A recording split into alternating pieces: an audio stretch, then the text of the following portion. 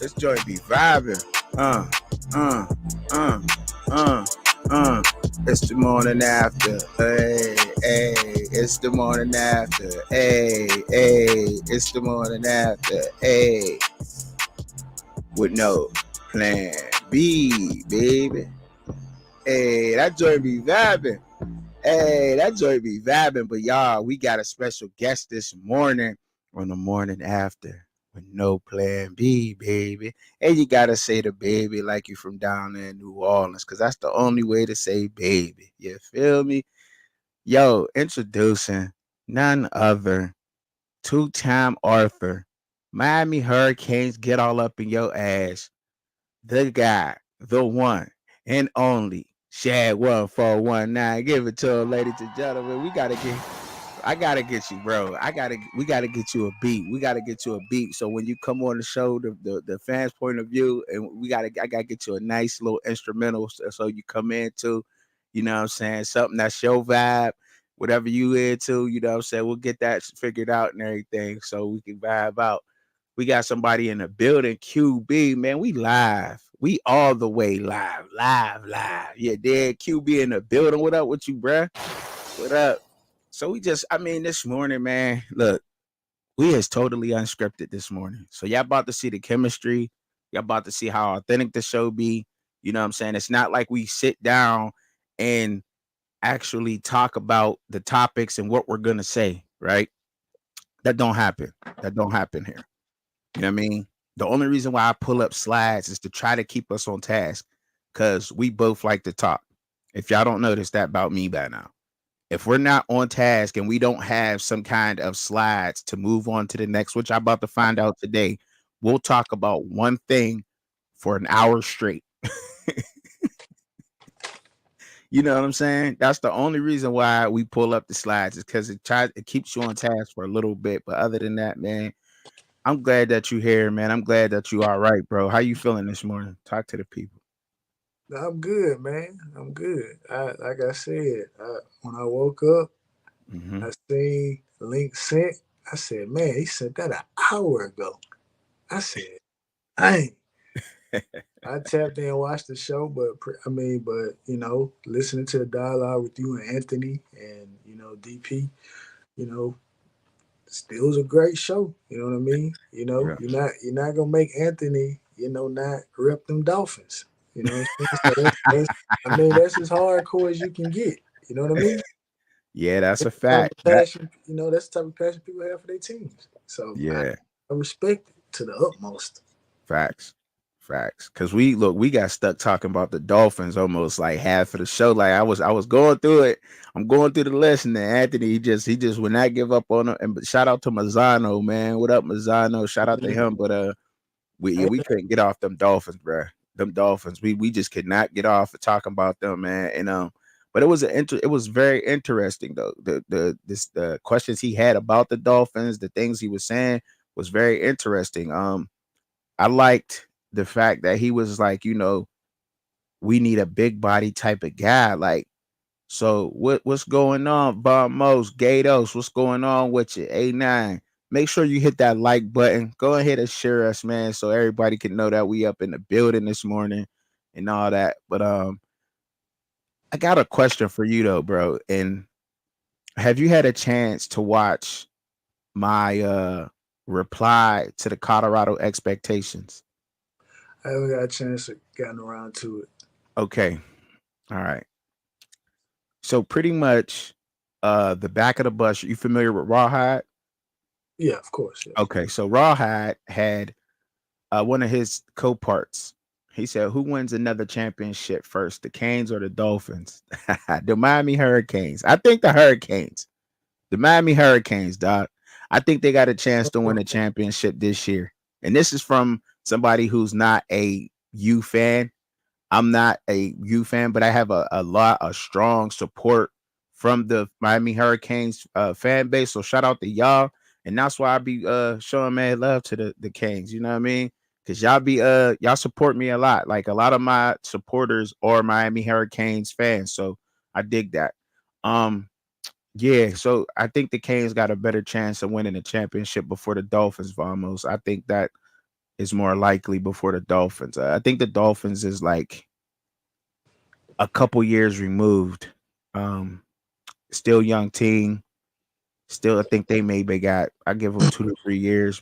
I don't know because look, the picks y'all done messed up. The AFC done messed up. See, everybody just keep overlooking the Steelers, and I'm happy about that. I'm happy about that because if y'all, like I said yesterday, if Russell Wilson gives us what he gave the Broncos last year, I am happy with that. That gives us a playoff win. That gives us something to build on, and we'll be right back because we about to start killing the AFC. Y'all gonna see though, and I'm trying to take my fandom out of it because y'all see when we was doing with boo boo quarterbacks, we was just getting Joe Blow off the corner. You know what I'm saying? We was just going to go grab guys off the corner that was still hustling, playing quarterback, whatever, and we was still doing damage. So that's just I'm trying to take my fandom out of that. But yeah, I think so though. He said I heard from an old Dolphins fan that the Dolphins are in entertainment mode. Ooh, ooh, ooh. What you think about that, Shad? I mean, personally, I actually think the Dolphins have a better chance. Ooh, why is that? Well, because I mean, looking at the landscape of college football right now, I don't think that you have a I don't think the coaching advantage or the talent advantage, should I say? I don't think the talent advantage that teams have lived off of for the past couple of years. I don't think that that advantage is there anymore with with the influx of the transfer portal. So I think the onus is going to be put back onto coaching. So again, I just have to see how things work out for our current staff. But just kind of looking at the Dolphins, I know they encountered some injuries, especially at the running back position. I know that they beefed up the defensive line. They have some good pass rushers up there, and you know that you need that.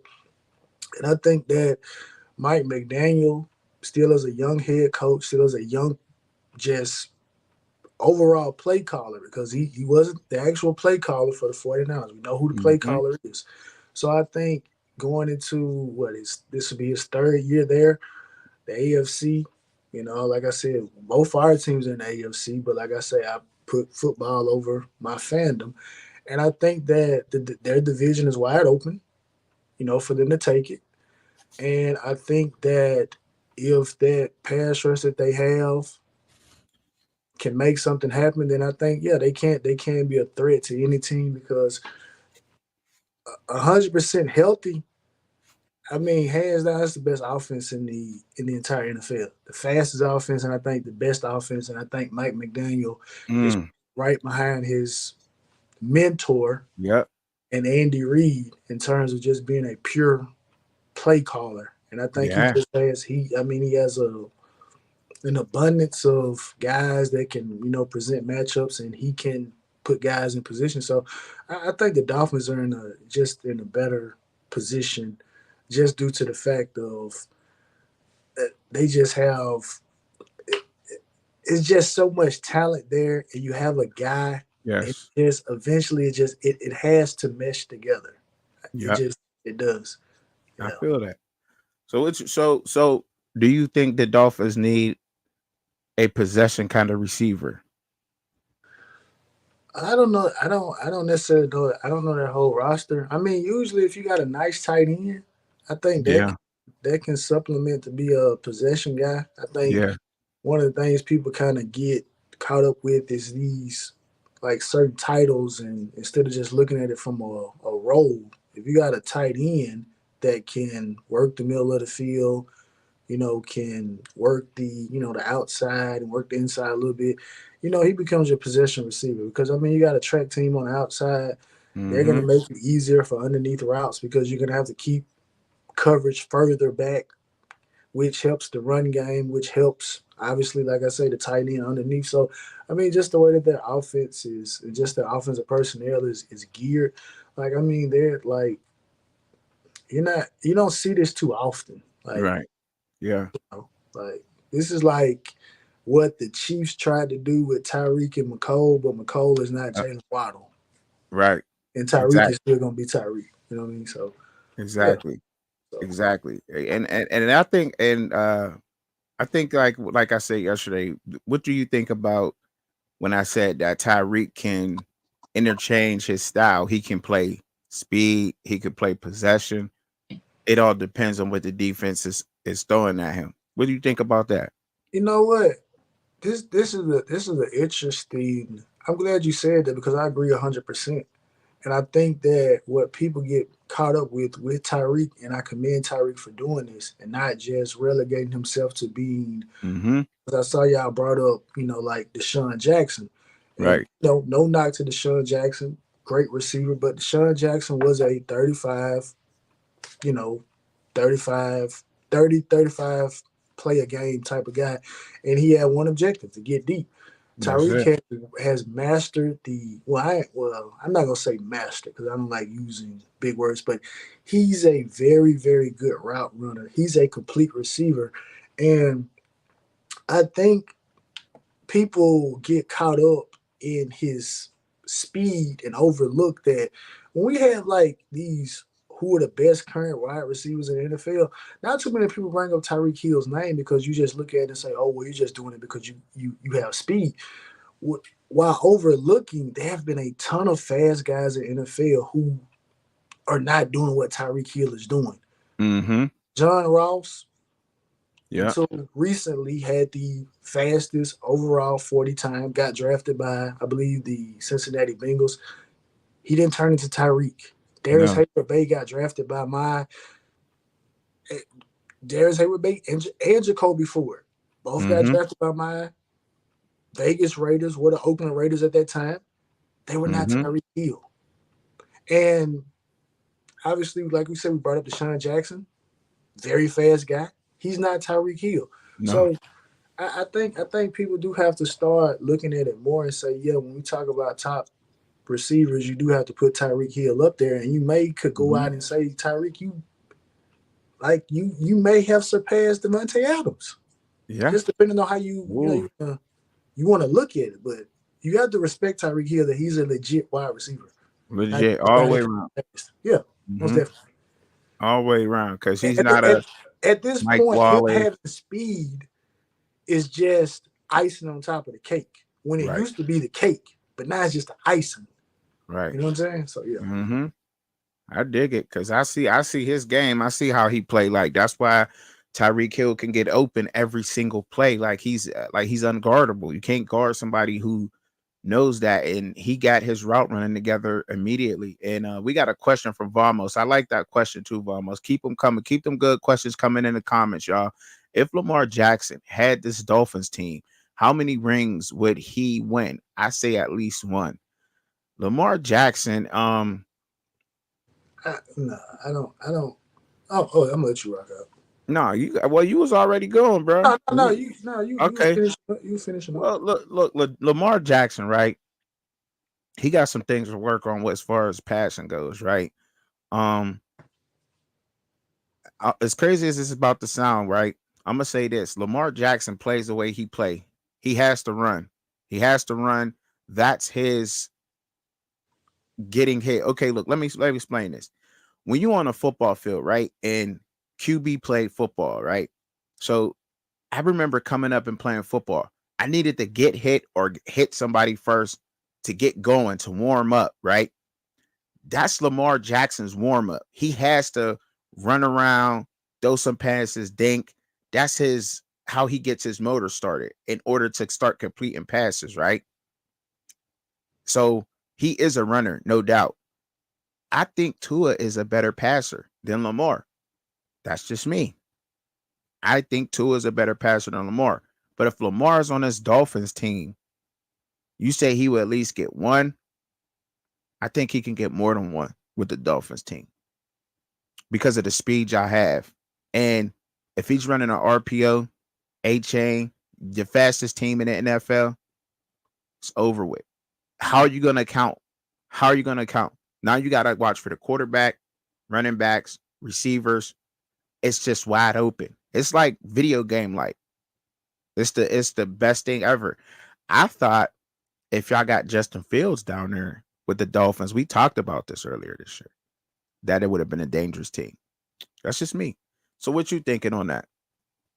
Nah, I mean, looking at the Dolphins' offense, the way that they run it, the way like Sean McVay, the way Yeah. that Kyle Shanahan, that particular tree runs that offense. That offense is built on timing, is Mm-hmm. built on precision, and I think that an offense like that actually hinders Lamar. Like I have no doubt in my mind, Mike McDaniel will be able to build an offense around Lamar Jackson.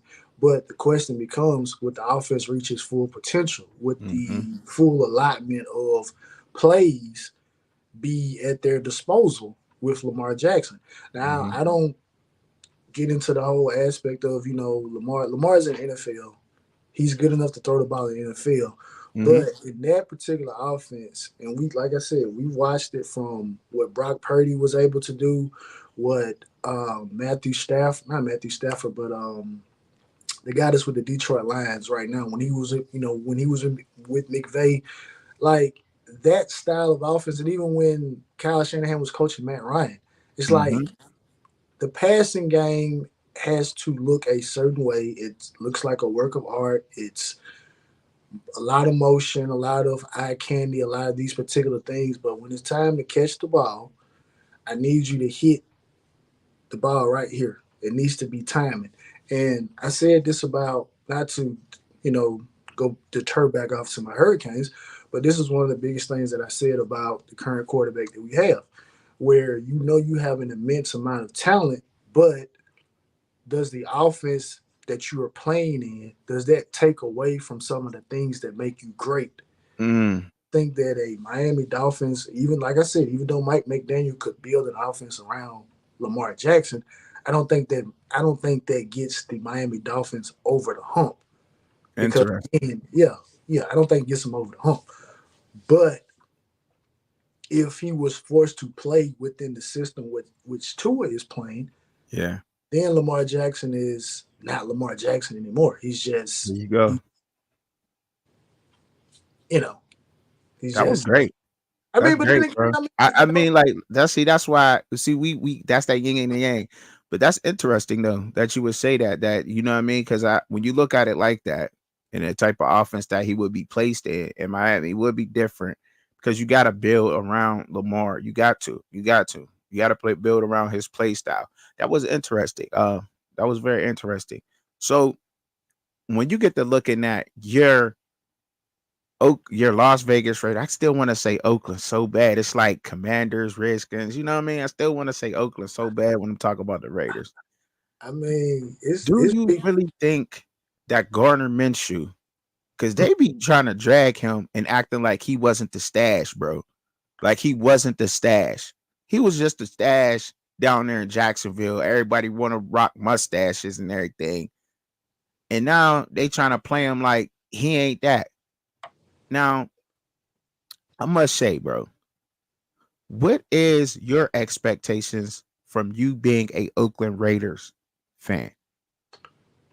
In terms of expectation, what win loss, team performance. What's your expectations for the team as a whole this year? What's your expectations? What are you happy with as being a Las Vegas Raiders fan?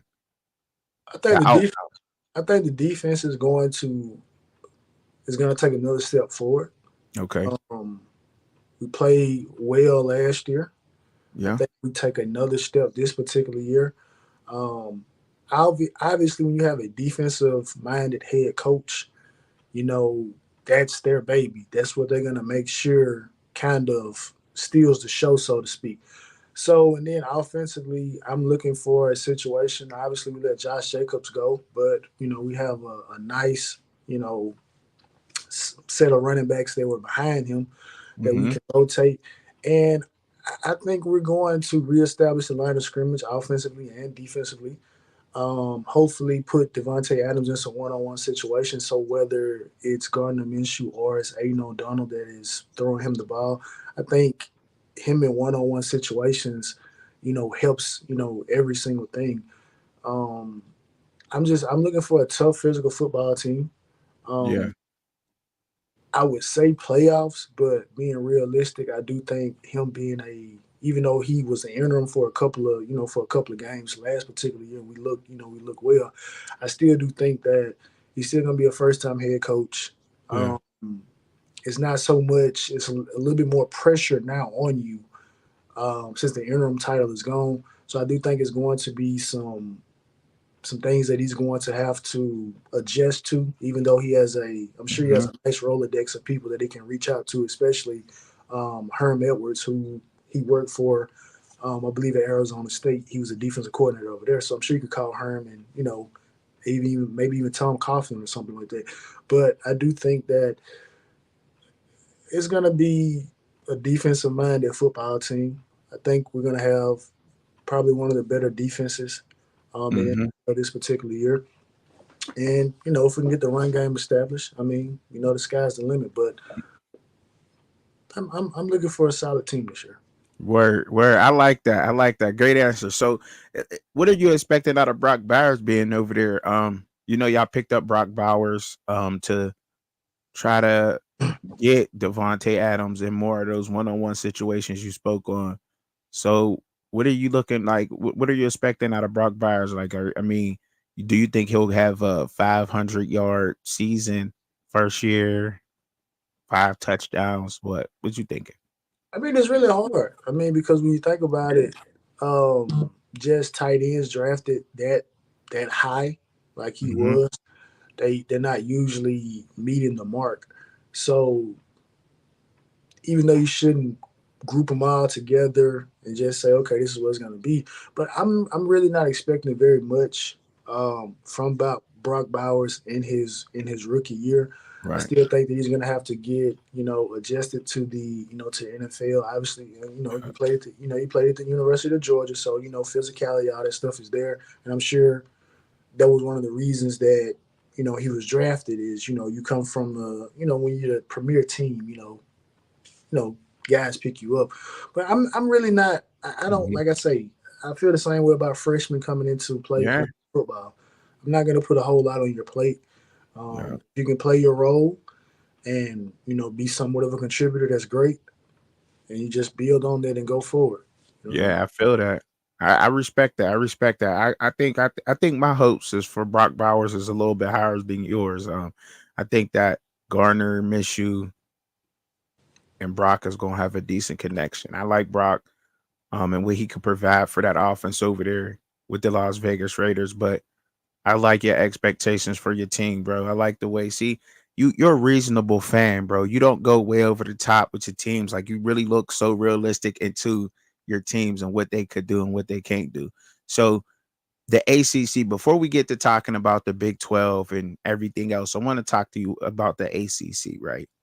Because the ACC is slept on tremendously. Tremendously. It's just like people, I literally seen, and the reason why I did the Big 12 versus the ACC was to show some of the Big 12 people that were, and then look, granted, the true Big 12 fans know about it.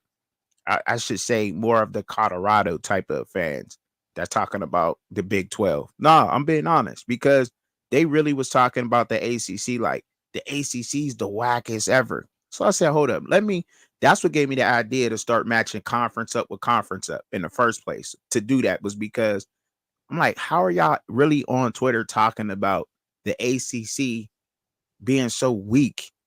Like the weakest conference in college football. Like, y'all do not know what y'all talking about right now, because that's blasphemous to say that. Now, granted, they're probably not as strong as the SEC and the Big Ten, and I think that's probably because of business wise, right? But you could not, but you know what I'm saying. And then the history of the SEC.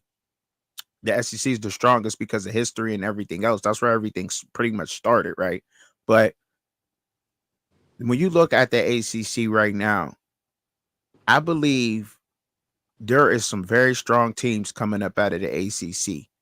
And I think one of a dark horse team, if you will, and they shouldn't be a dark horse team. Miami should be because of the record they had last year, even though y'all should have won a lot more games than what y'all had last year. But North Carolina State, bro. North Carolina State, they were good last year. They lost their linebacker to us and the Pittsburgh Steelers, Peyton Wilson, ain't that his name? I think it is. Yeah. But bro, what's some of the teams in the ACC that give you to make you think twice? Like, will we overrun them? Because I still think because I got the U winning the ACC. I already placed my bets for all conference championships, and I took Miami to win the ACC. I just want to say that. What team should I be looking at to challenge Miami for that? What teams are you looking at for that? You know what I mean? You just talking about you're talking about overall or just teams? Yeah. Like overall, what teams overall do you think can give Miami a run for the ACC this year? Obviously, you got to start with our biggest rival. You got to start with Florida State. Okay. Like you said, I think Louisville, again, one of those situations where I say, coaching is now back in the forefront of, collegiate football. It's not just about a certain amount of teams being able to hoard talent and just overpower people. Now you actually have to display that you actually coach around things. Yeah.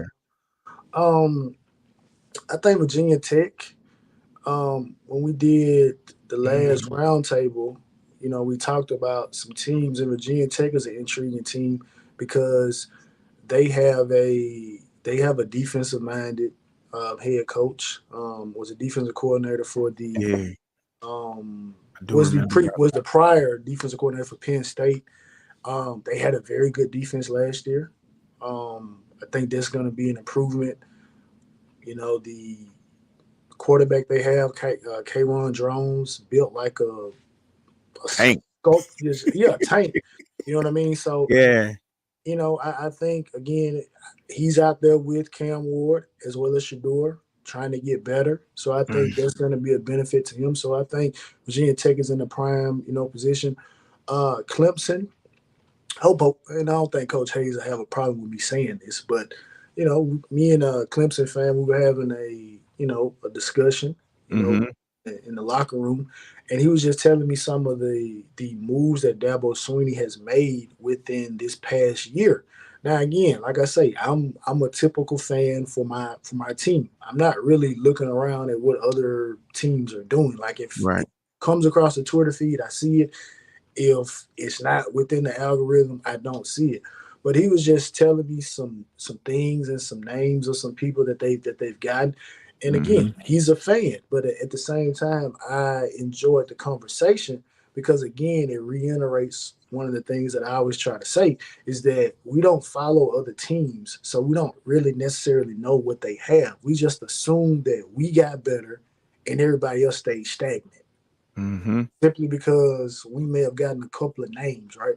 Right. So Clemson, and obviously, like I said, you brought up NC State, and I'll probably finish off with SMU, the newcomer, Rhett Lashlee, returning with a quarterback, which is big. So in the offensive installment, you're not in a situation where you're having to try to get a guy up to speed. You can actually add on to what he can do. They've been able to get some good players in the portal. They've gotten some former players from Miami that some of our fans have disowned, which, like I said, I try to overlook those people. Man. But those are the teams. But those are the teams that I'm really focused on.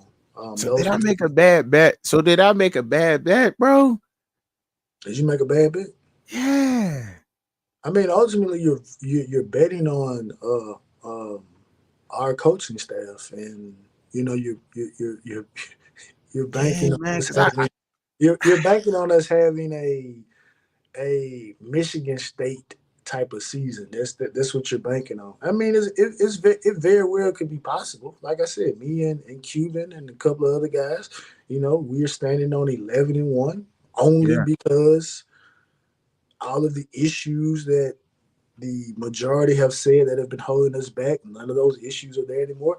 So, so we're like, okay, well, if that's the case, then it's 11-1. But ideally, looking at some things like that, I mean, you got to go out and play football this year. Yeah. The Yeah. ACC very well could be in the same situation that the Pac-12 was in last year, where you have Hmm. just have 4 or 5 really, really good teams that have to duke it out. You know what I mean? So I just need Miami to win at the conference, man. Because I took them, bro, and I took them to win the conference, right? And I need them to win, but I still think that 2 wins from the ACC still get you in a college football playoff, man. And I think I got a chance of doing that. The Big 12, right? Well, first we'll talk about the ACC. I took Georgia winning the SEC. You think I made a good bet there? ooh, No, no, I'm sorry. I didn't take Georgia. I took Ole Miss. I'm sorry. I took Ole Miss winning the SEC. Ole Miss. I'm looking at my best now. I took SEC. I took Ole Miss to win the SEC overall. man, you talk about a just I don't know who has inside edge there, right? I mean, Yeah. like Lane Kiffin again, one of the coaches that you know a lot of people like his bravado, like his showmanship and things like that. He's done some great things for college Hmm. football. Finally, looks like again, like I say, this is one of those situations. Prime example of now you have the talent, you have proven to be a good coach. Yeah. So now let's see what you can do. Right. Um, I don't know, man. SEC's wide open to be honest Yeah, with it is. you. Yeah, Who you think the SEC coming down to? 14. Give me 4 teams. The 4 top teams in the SEC to you. Texas, Yep. Georgia. Yep. I still gotta go with Alabama. Alabama. There's still a lot of talent there. Kellen DeBoer, his record speaks Hmm. for itself. Um, and You want to say Mizzou, huh? no, I'm really stuck between Ole Miss and LSU. Mm. You Um, think LSU could make that jump this year, bro? I mean Brian Kelly's. You say whatever you want about him, but he's. He's probably the most current like active head coaches. Like he's probably he's probably the best collegiate football coach that does not have a national championship. See, Right.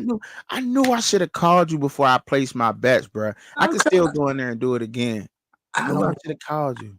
I don't know, but this the thing though, right? There's an aura because I was listening to this last night. Uh, Hmm. there's an aura around Georgia right now. Yeah. Minus the off the field things, right? But there's some individuals that really are on the wagon of like Nick Saban, like the person Yeah. retired, Right. but the Nick Saban mentality, the Nick Saban impact on college football Yeah. is still here, and he's over there in Athens. Okay. So there's some Yeah. people that feel like it's about to be another 16, 17 years of foot on neck and 4 or 5 Hmm. natties going through Athens. So that's the safe bet. Why would it's a proven commodity. Yeah. Uh, I've had this conversation on some other outlets where you look at the playoffs this past year. Like Right. Georgia goes undefeated, you lose to Alabama, and you don't get to play in the playoffs, right? Right. But I don't think even when you like, I don't think Michigan beats Georgia. Oh. Oh. Oh. I don't like the thing. I know this ain't a conversation, but like you said, we just freestyling, right? And this is a Right. hypothetical, and some Yeah. Michigan fans may feel a way about this, but like the Alabama that they beat is not like the Alabama that they beat is not like Hmm. typical Nick Saban Alabama. No, it wasn't. The It wasn't. typical Nick Saban Alabama is in Athens, Georgia. Right. And they got to see that up close and personal their first year in the playoffs. Yeah. For sure. So under no circumstances do I see a situation where JJ McCarthy could have gone out there and played the way that he played against Alabama and thinking that was going to get it done against Georgia. That like under no circumstances. They like, cause No. like I've been saying this a lot lately. I've been saying that Michigan's sole purpose of coming back last year was to win a national title. And they Georgia's get it done. sole purpose to come back this year, all those players that came back from Georgia this year, they want to win a title. Same thing with the Big 12. There's a team in the Big 12 that's doing that, but I didn't take that. I want to talk about them a little bit last. But I took Ohio State to win the Big 10. I thought about Oregon. I thought real strong about Oregon, but I just think that Ohio State, they just want, like, they're gonna have a different type of want and need to win that conference. And Oregon, and I'm kind of giving Oregon a pass here by saying they're new there. I do think that it'll come down to those two teams, Oregon and Ohio State, but I ultimately think that Ohio State will prevail over Oregon. Now, was that a safe joint? Was that what you think? Because I know you're I'm big on Oregon over there, so it's gonna be hard for me to it's gonna be hard for you to say that. You just buying. so big on Oregon. No, But but I mean, but when you look at talent for talent, name mhm, for name, roster for roster, I think it's I think it's clear that those are the two most talented rosters in college football. They mhm, just so happen to reside in the same conference, which is something that LSU and Alabama, had the luxury yeah, of having for the last decade or so. But you're seeing it now with Oregon and Ohio State. Um, Ohio State ceiling to me is going to come down to what Ryan Day can do with whatever quarterback goes out in the field. Will Howard. Right now, Oregon is at a point right now where it's like we rebuilt Bo Nix, right, and Dylan Gabriel was not bad at Oklahoma by any stretch. Like he was good. So we're just gonna insert him into this particular machine, and we're just gonna keep on rolling. Because right, I think most people that looked at Oregon last year, they really looked at it from a vantage point of saying they had both of those Washington games won. It would just came down to Dan Lanning being mhm, a rookie head coach, being a little bit more aggressive, you know, mhm. kind of doing, as they say, the Dan Campbell thing, where it's like, hey, it's fourth down, hey, let's go for it. You know what I mean? I trust in our guys. I feel like that we are going to out execute you, and it didn't work. Yeah, it did. I thought they should have beat Washington last year too, though. I agree with that because I thought they should have beat them. Now, this is a different kind of question, so but I had to throw one of these teams up in there. I took Toledo to win the MAC.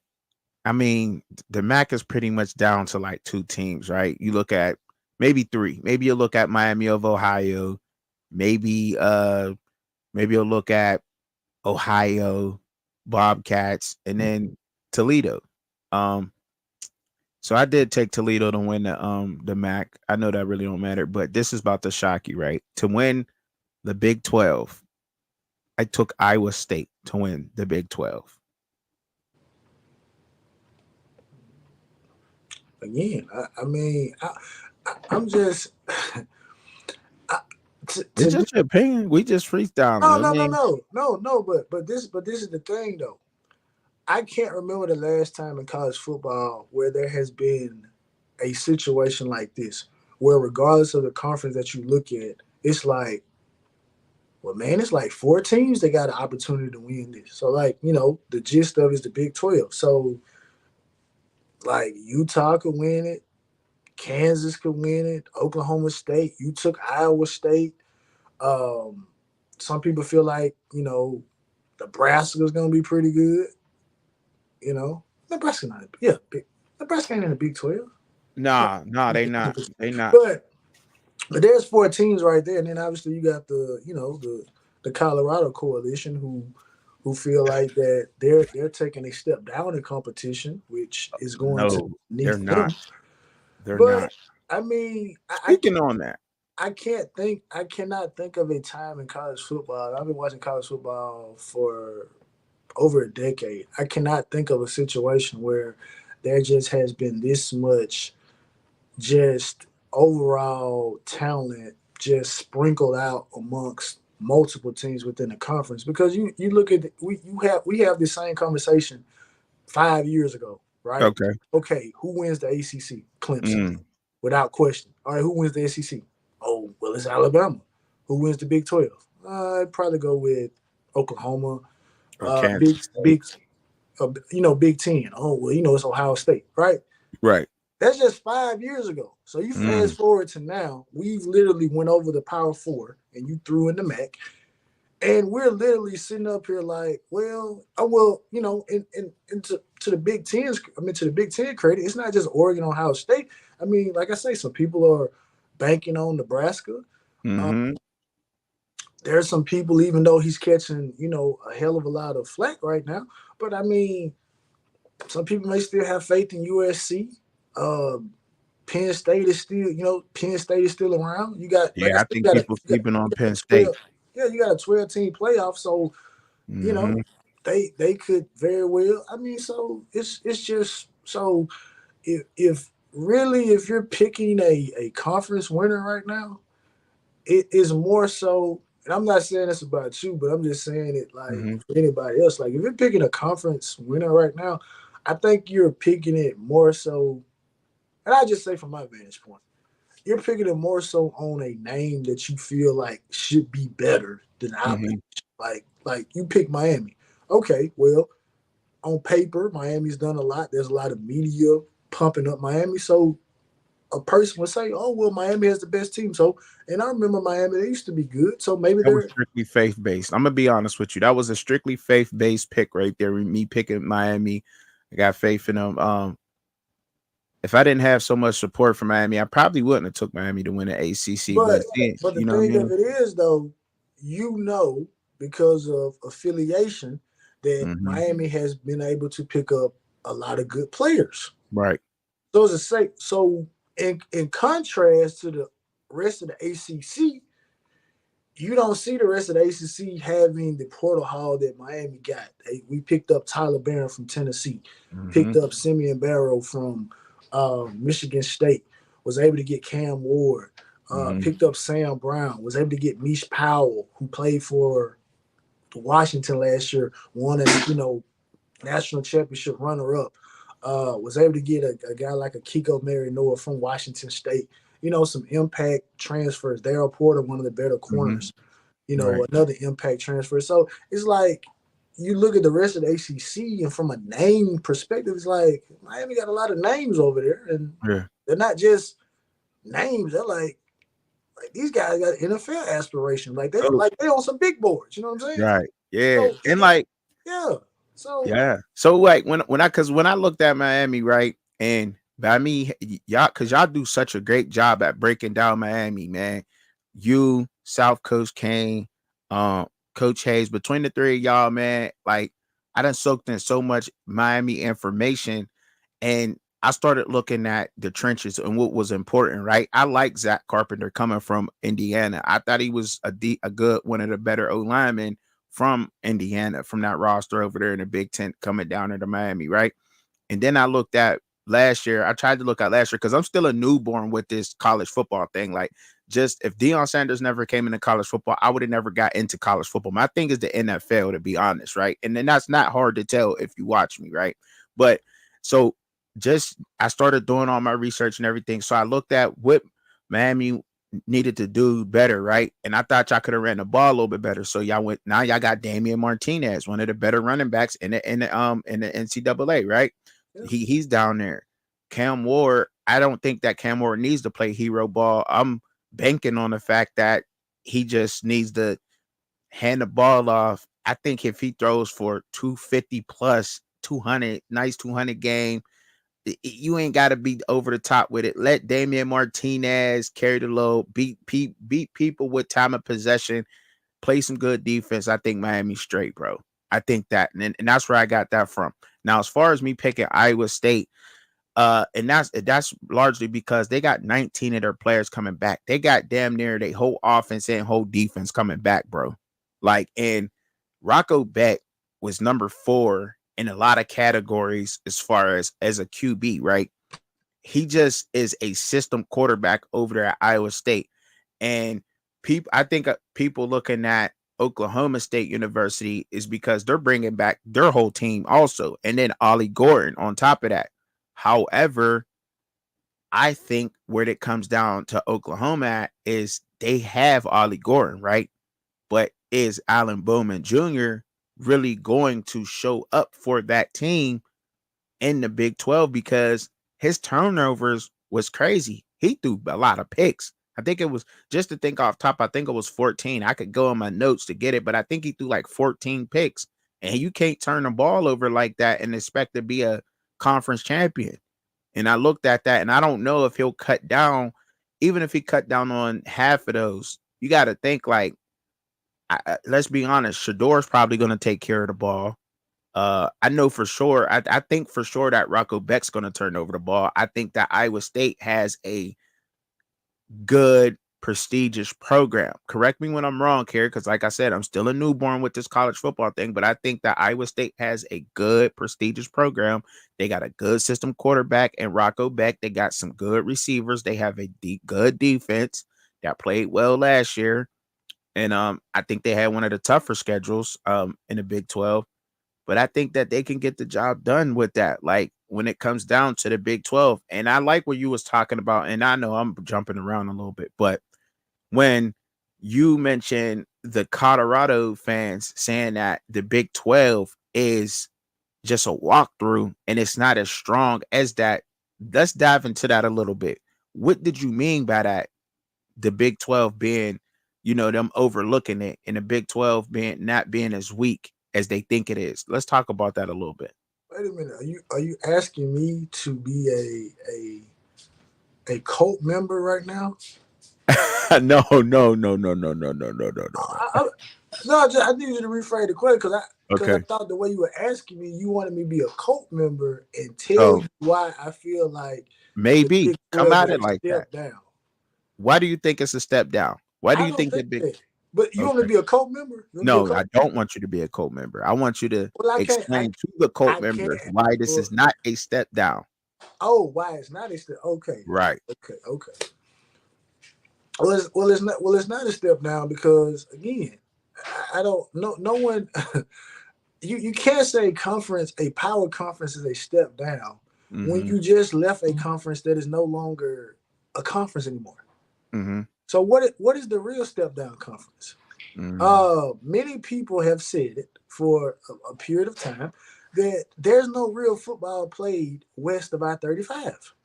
And for those who are not geographically inclined, I-35 runs through the heart of Texas. Anything west, it runs through the heart. It splits off. You got I-35W, which is west, I-35E, which is east. I-35W will take you through Fort Worth. I-35E will take you through Dallas. So anything collegiate football wise that is played west of Fort Worth, Texas, it's not football. Like the weather's great, but it's not from an overall perspective, the talent of athlete.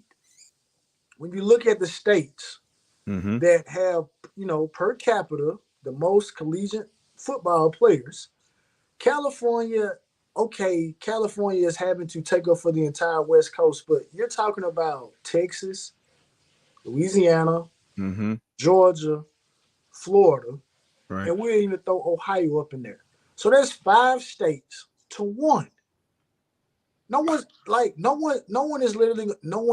gonna argue that we're talking about there are 5 states that essentially are east of I-35 that are producing the most collegiate football players. One of the things that individuals said about Deion Sanders going to Colorado was that you're going to have to, there's nothing in Colorado. Like you can literally look at some of these particular states. You're looking at, we're talking Utah, we're talking Wyoming, we're Yeah. talking Washington, Oregon, like Arizona. Like these are not states that are known for being football juggernauts. Like Mm-hmm. again, you're talking about California. So, for one, there's not the same caliber of athlete that is out west of I-35 that it is east of I-35. So that's for one thing, right? Mm-hmm. For two, from a historical standpoint, the Big 12 has had the luxury, and some people may feel like I'm using this word, to wax poetically about it, but they have been home to two of the most historic programs in all of college football history. Mm-hmm. That's the Texas Longhorns and the Oklahoma Sooners. That's what we talking about. Oklahoma hasn't gone anywhere. Like let's put this perspective. There's not been a national title won east west of I-35 since USC won it. Dang. You right. You right.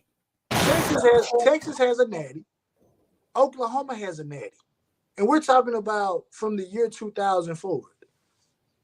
So that's two natties. So national championships have not. So that's another thing, right? And for the rest of the Texas teams that get as they say, the leftovers that Oklahoma and Texas don't want, pretty damn good leftovers.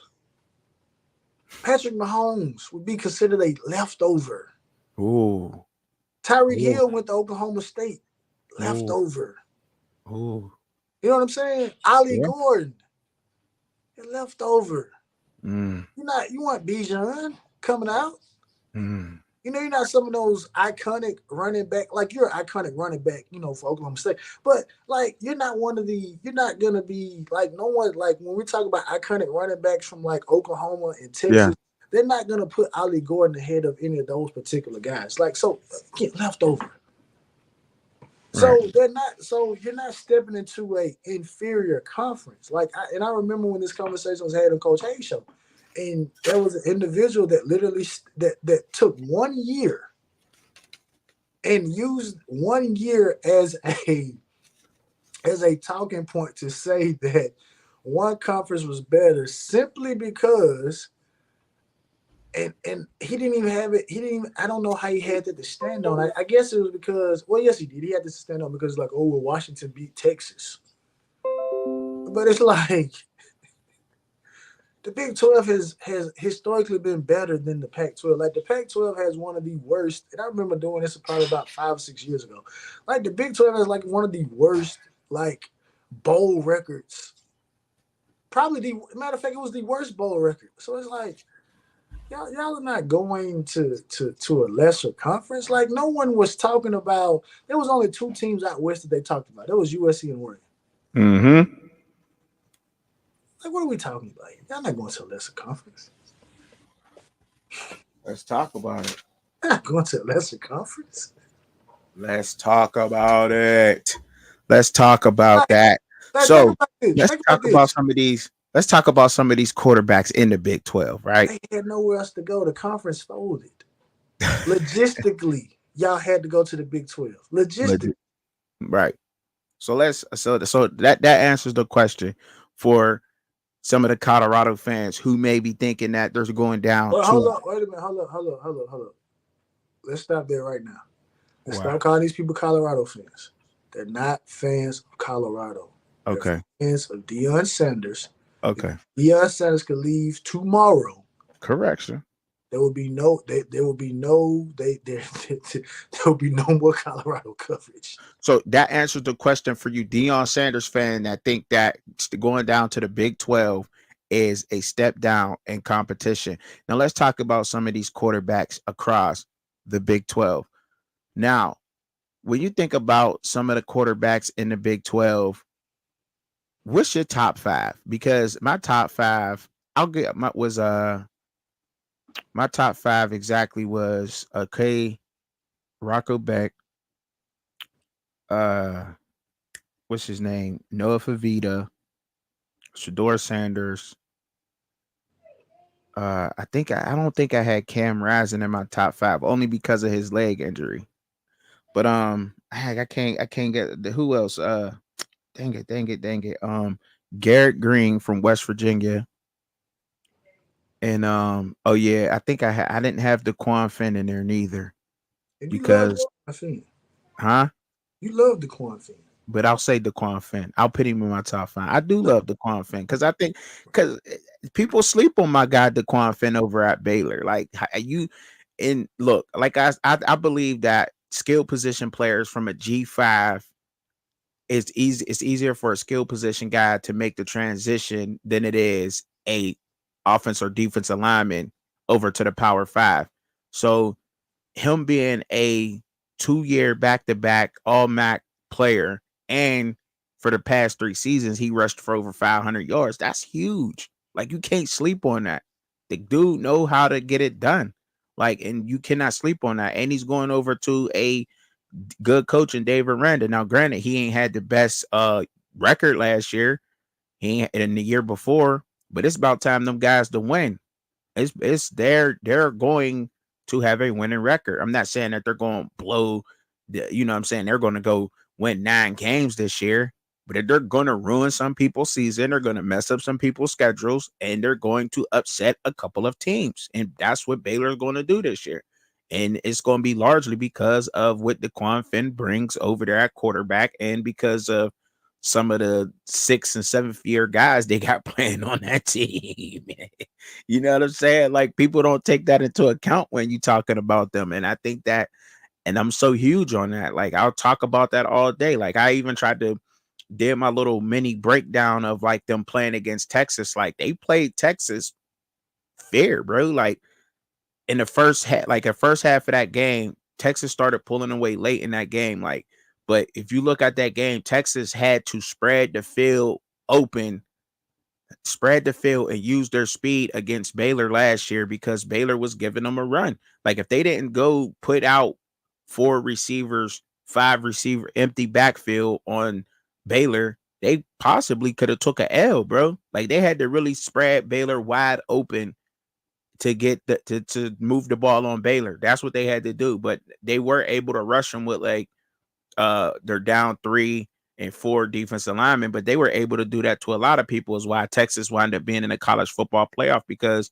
their lineman was crazy last year. Like they didn't have to blitz you and send that extra guy. And when they did send that extra guy, he was definitely getting home because they were getting pressure with just their linemen, their defensive linemen and their edges last year. So that really didn't matter. But so when we talking about quarterbacks in the Big 12 to you, and I'm talking quarterbacks, not running backs right now, just quarterbacks. We'll do the running backs next. Who do you think stands out in the Big 12 as quarterbacks? Give me your top 3.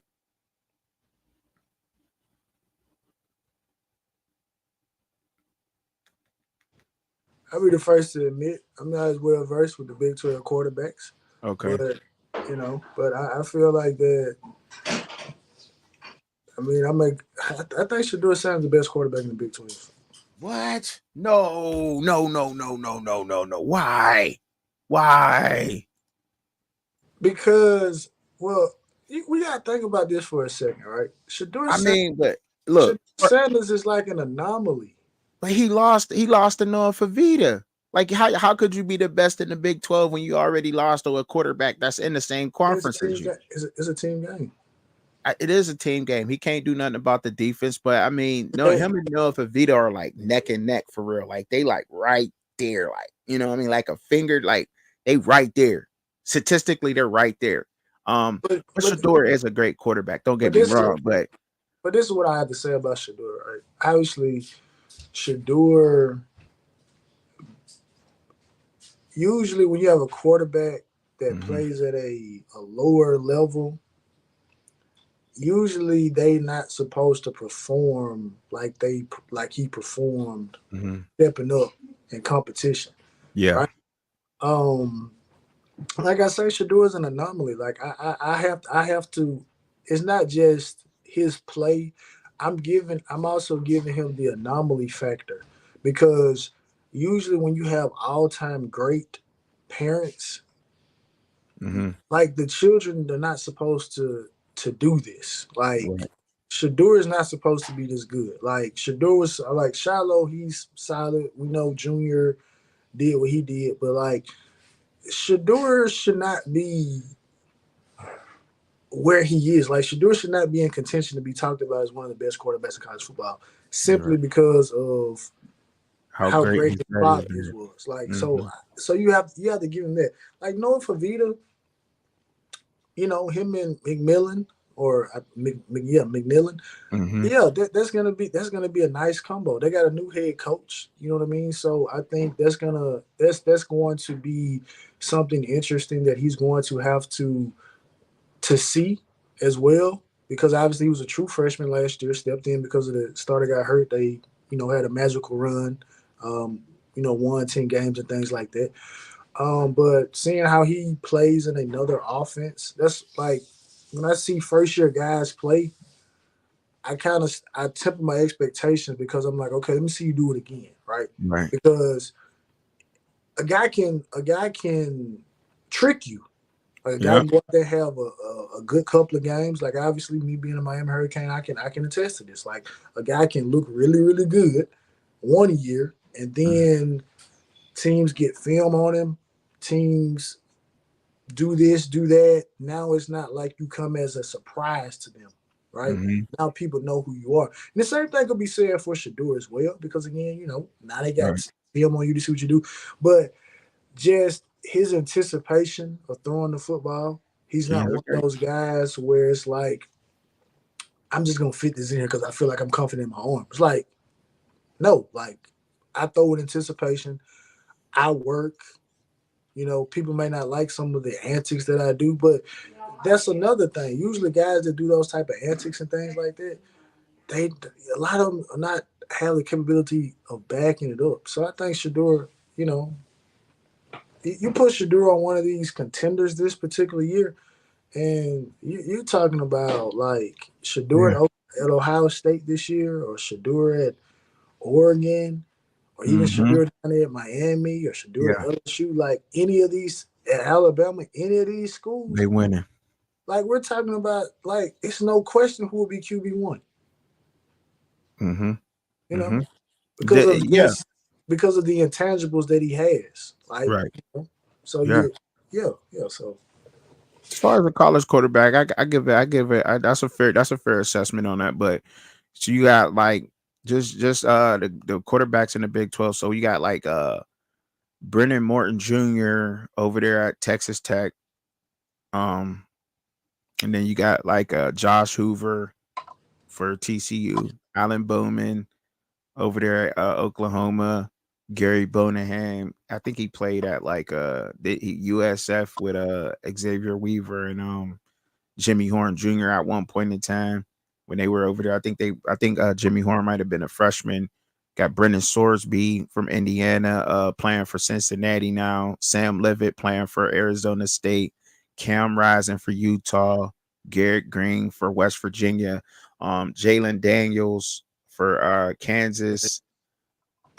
Avery Johnson over there at the state. Kansas State. Yeah. Noah Favita, Arizona, and Donovan Smith over at Houston, and of course Daquan Finnan over there at Baylor. But when it comes, okay, so you don't really know those guys, right? The quarterbacks, but And so when KJ it Jefferson at UCF. oh, who again? Oh KJ. yeah, KJ Jefferson at UCF. They also got Yeah, I don't know they? about Avery. I know about Uh, Avery Johnson and Jalen Daniels. I know about those two guys. Okay. So so Jalen Daniels, and he just got to stay healthy to me. I think if he stays healthy, I think that he can have a good year. Jalen Daniels, as far as it goes with him, he got to stay healthy, upright. And if he stays healthy, I think that he will produce, and Kansas will be a contender if he stays healthy with the help of Devin Neal in the backfield. I think that'll be a good combination for him. And I think they got some decent receivers over there, Jakari Brown and KJ Jefferson, that UCF. I remember at one point in time you said that UCF was an overrated team, right? Yeah. Um, and bro, to be honest, they're the only team in the Big 12 that have a QB1 and a QB2. The only team, bro. It's all good. South Coast Kane in the building, Birdstone, Lighty in the building. What's up with y'all? They're the only team that got a QB1 and a QB2 to me. To me, as far as I know, as far as I research, that can back up. So, because Ja'Cory Brown, obviously, I think he should have got a fair shake last year. But who am I? You know what I'm saying? I'm a college football newborn, still infant, still when it comes to this. Like I'm still in my infant stages. Um, I think he should have been starting a little bit last year when TVD was going through his mess up or whatever. Let's throw Ja'Cory in there and see what we got out of Ja'Cory. Let him finish up the season and then see what we have moving forward next year, right? Especially when we knew like y'all were out of contention for the playoffs or whatever, right? But that's neither here or there. That's last year. But Ja'Cory Brown is at UCF right behind KJ Jefferson, or however that's playing out. They're battling for QB1. KJ Jefferson coming over from Arkansas, being one of the college football's most experienced quarterbacks coming into the season. Like they got a decent. That's good to have Ja'Cory Brown and KJ Jefferson. No other team in the Big 12, if their QB1 goes down, who else? They don't have nobody else. Yeah. They don't have nobody else. Like, but again, we talked about this though. You know, like when we talked about the top running backs, right? Yeah. I mean, the Big 12 and SEC have switched places, which I would have never thought this would have happened. Where it's like the SEC is the team that's slinging it all around the yard, and the Big 12 is, you know, they try to play a little defense. They getting a little physical, like, you know, like it's running back heaven over there. Mm-hmm. So I think that you know, that's one thing I can look at the Big 12 right now. Mm-hmm. It's like like I said, we talked about this, like on paper, they have the best running backs in college football this year. And I think that's going to like, it's going to be physical over there. Like Colorado may be the only quote unquote finesse team. Them and maybe Texas Tech. Like they may be like the two finesse teams over there. I think everybody else is going to, you know, time of possession type of style of ball. You know Control the clock on them, run the ball well balanced teams. Yeah. Like because we have talked about that, but I was just going back to UCF and I think that's important to have a good QB1 and a good QB2 because like man, they don't have, but nobody else has anything. But I just wanted to point that out to people who really don't know that. Like nobody else has a backup. Do you think Penny Boone is going to produce over there in the Big 12? You know what? You brought that up. I hate that you brought it up, but I have to stand corrected, right? I said UCF was overrated, and I went and did some homework, right? Right. Getting ready for college football fantasy draft, so I got to do a little homework, right? Yeah. UCF has a lot of offensive talent over there, like yes, they do. So the thing that's gonna get me right, understand KJ Jefferson, understand Ja'Cory going over there. You know, maybe the selling point was, hey, look, you know, Cam Newton, like I helped Cam Newton. I guess that's still a selling point in 2024. Yeah. But you're right. I mean, because a lot of teams are made up in a situation like, let's take Michigan, for instance, right? You know, not to get off the subject, but just talking about just having two quarterbacks. Their number one and number two quarterbacks had two distinctively different skill sets, right? J.J. McCarthy could not do the things Alex Orji could do, and Alex Orji would not do a lot of things that J.J. McCarthy could do.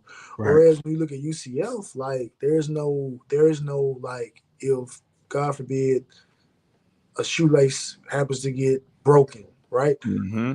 Gus Malzahn does not have to go and try to cultivate or pull an offense up out of nowhere. Like I think that's what he did when he had. I can't remember what his name was, but he got away from what made him somewhat revered in college ranks, right? Like Bo Nix does not fit the profile of a quarterback that he gets, right? Yeah. Obviously, 5-star guy, so yeah, you got to get him. And like I say, the other guy that Jarrett Stidham, like those are not quarterbacks that fit what Gus Malzahn actually does, right? Yeah. So now he has guys that do what he wants to do. You Yeah. know what I mean? So I do think I think from an offensive standpoint, they could be one of the more explosive offenses. They went and got another 1,000-yard rusher out of Mm-hmm. the portal, coming from a lower level. But again, like you just said earlier, we're talking about skill position, Mm-hmm. players. So I mean, they should be able to go in and produce right away. Right. So they got, like I said, they got a lot of offensive firepower over there. You know what I mean? They do. They So do, and they got depth too. So that's what I was saying. Like just how you said with KJ Jefferson. That's why I kind of brought that up. Like, hold on, I gotta look out for my dog real quick because I remember my dog say UCF was a little overrated. I was like, let my dog come in here and correct that because I know because UCF got depth. Gus Malzahn is over there. He doing this thing over there. I think he one of the teams that are well prepared for a shoelace breaking because like it's not a matter of if, it's a matter of when. When is somebody gonna get banged up enough that they're gonna have something nagging them to where they gotta sit? You know what I'm saying? It's just gonna yeah, happen in this game of football, right? Um, and that's all that is right there. So like when you get so we look at a team like let's talk about a team that may be a underdog team in the Big 12, right? We looked at KJ, we looked at UCF, right? They were 6-6 last year. I think they're a team that can possibly shoot up in the rankings of the Big 12. We talked about Oklahoma State. We talked about Iowa State. We talked what we haven't talked about and who we haven't talked about in the Big 12 yet was West Virginia. West Virginia got one of the tougher schedules in the Big 12. So give me your thoughts on West Virginia and what you think they may be capable to do in the Big 12. I don't know, man. I mean, I just think that the teams that were kind of buzzing in the Big Mm-hmm. 12 prior to the exit of Oklahoma and Texas leaving, I think I think those teams are in position to move forward. Yeah. West Virginia, I mean,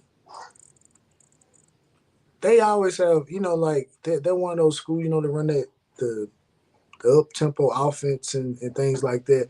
Yeah. And they've had some fairly decent teams, in the past.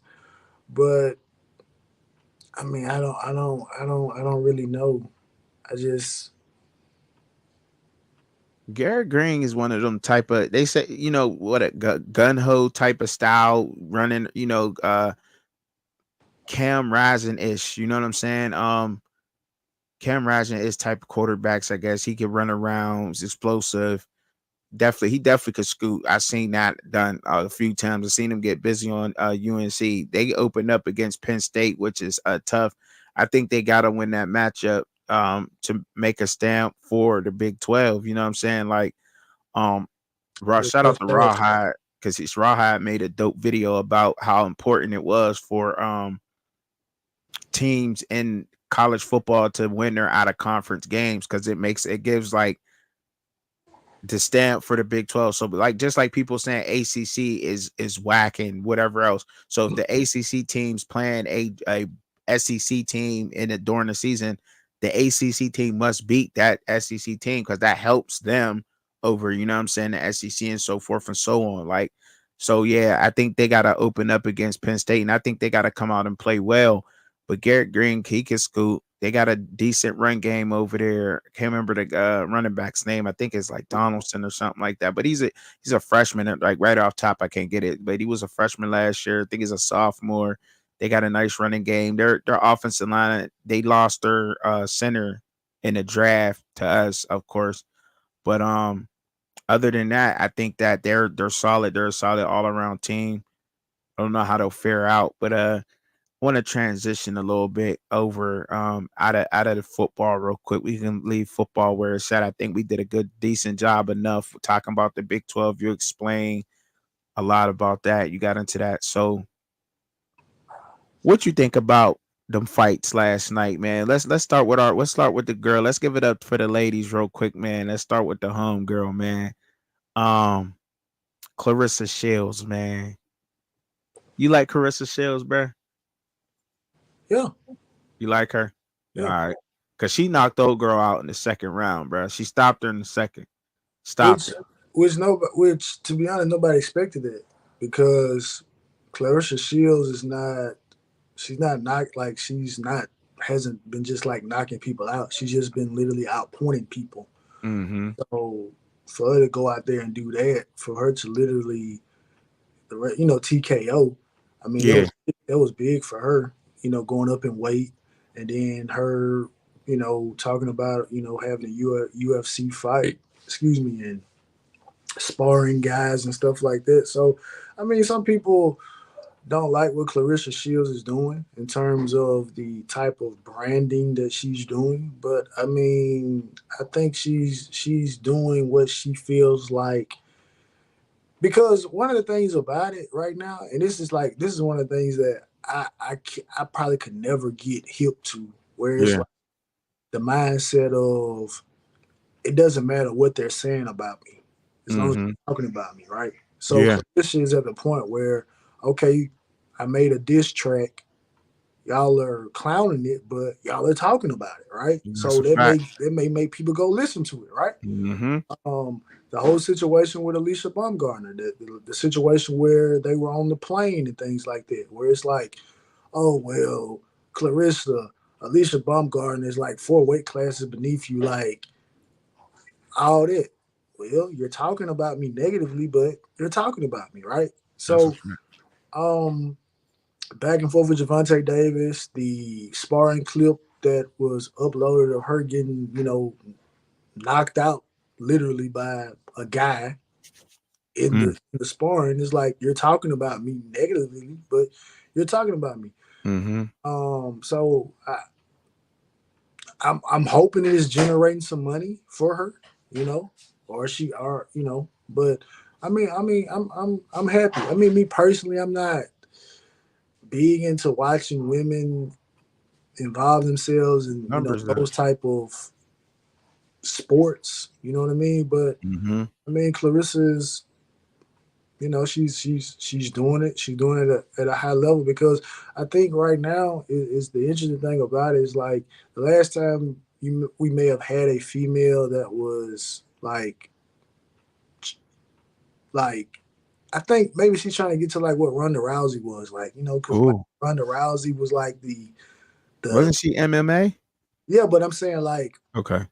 she kind of took off. It's like Yeah. she hadn't maybe faced anybody like until she did face somebody, and then it was like, oh well, you're not as good as you thought. But she was able to milk that. You know what I'm saying? Yeah. You know what I mean? So I think Clarissa, she's operating, she's moving, she's aligning herself with some of the from a male side, like she rocks with Shakur, she rocks with Terrence Crawford and stuff like that. So I Mm-hmm. mean, so she's associating herself with some of the the best boxers from a men's standpoint. But I'm happy for the Clarissa. You know what I'm saying? Right. Right. So I was about to pull up something on so Javante Davis. Now this is a hypothetical. Javante Davis versus Shakur Stevenson. Who win that fight to you, bro? I gotta roll with I gotta stay with Tank until somebody prove me otherwise right now. Because he got it right now. That's just how it is. Like he until somebody prove me wrong. But do you think that that's a good fight? Do you think that's going to happen? What's your thoughts on that?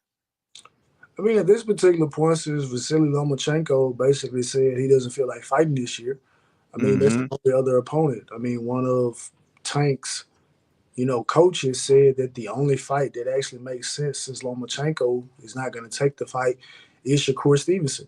Like that's the only fight that makes sense at 135. So I do think it is going to happen. Shakur probably going to take a percentage that he probably doesn't want to take, but like the more I look at Tank and the more I see how Tank operates, and then I look at Shakur, Mm-hmm. it's like Shakur has the defense. He can fight. He can fight at range. He can fight inside. He can fight in the pocket. He can do all those things. But the thing about it is, someone who's a lot more, involved in the sport of boxing more than me, because like I said, I consider myself to be a casual. But one of the things that he said was that Tank fought Ryan Garcia and I believe Frank Martin, right? He Uh-huh. fought them. He fought them differently, and what he was talking about was that he knew that those guys were bigger.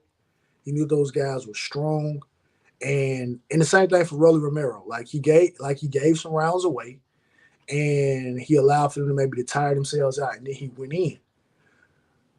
But he said he doesn't have that problem with Shakur because Shakur is not known as a puncher. So the whole thing Shakur is going to have to do is Shakur is going to have to make Tank respect him one or two ways. You're going to have to make him respect you by, if he throws a shot, misses, what you throw back at him in a counter, it got to make him respect it. But Mm-hmm. he basically said Tank is going to walk Shakur Stevenson down the entire fight and force Shakur Stevenson to fight.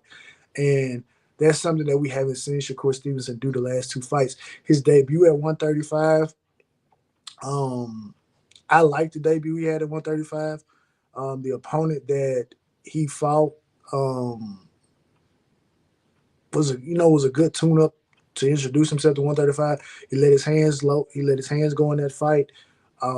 He had some power in that fight, but these last two fights he hasn't done that, and he's not going to be able to just outpoint Tank Davis because Tank Davis right now, Shakur, you got to show Tank that you got some power, and if you don't show him you got no power, he's gonna walk you down, and Set him up. he's more than likely gonna knock you out. So Yeah. I'm with you on that.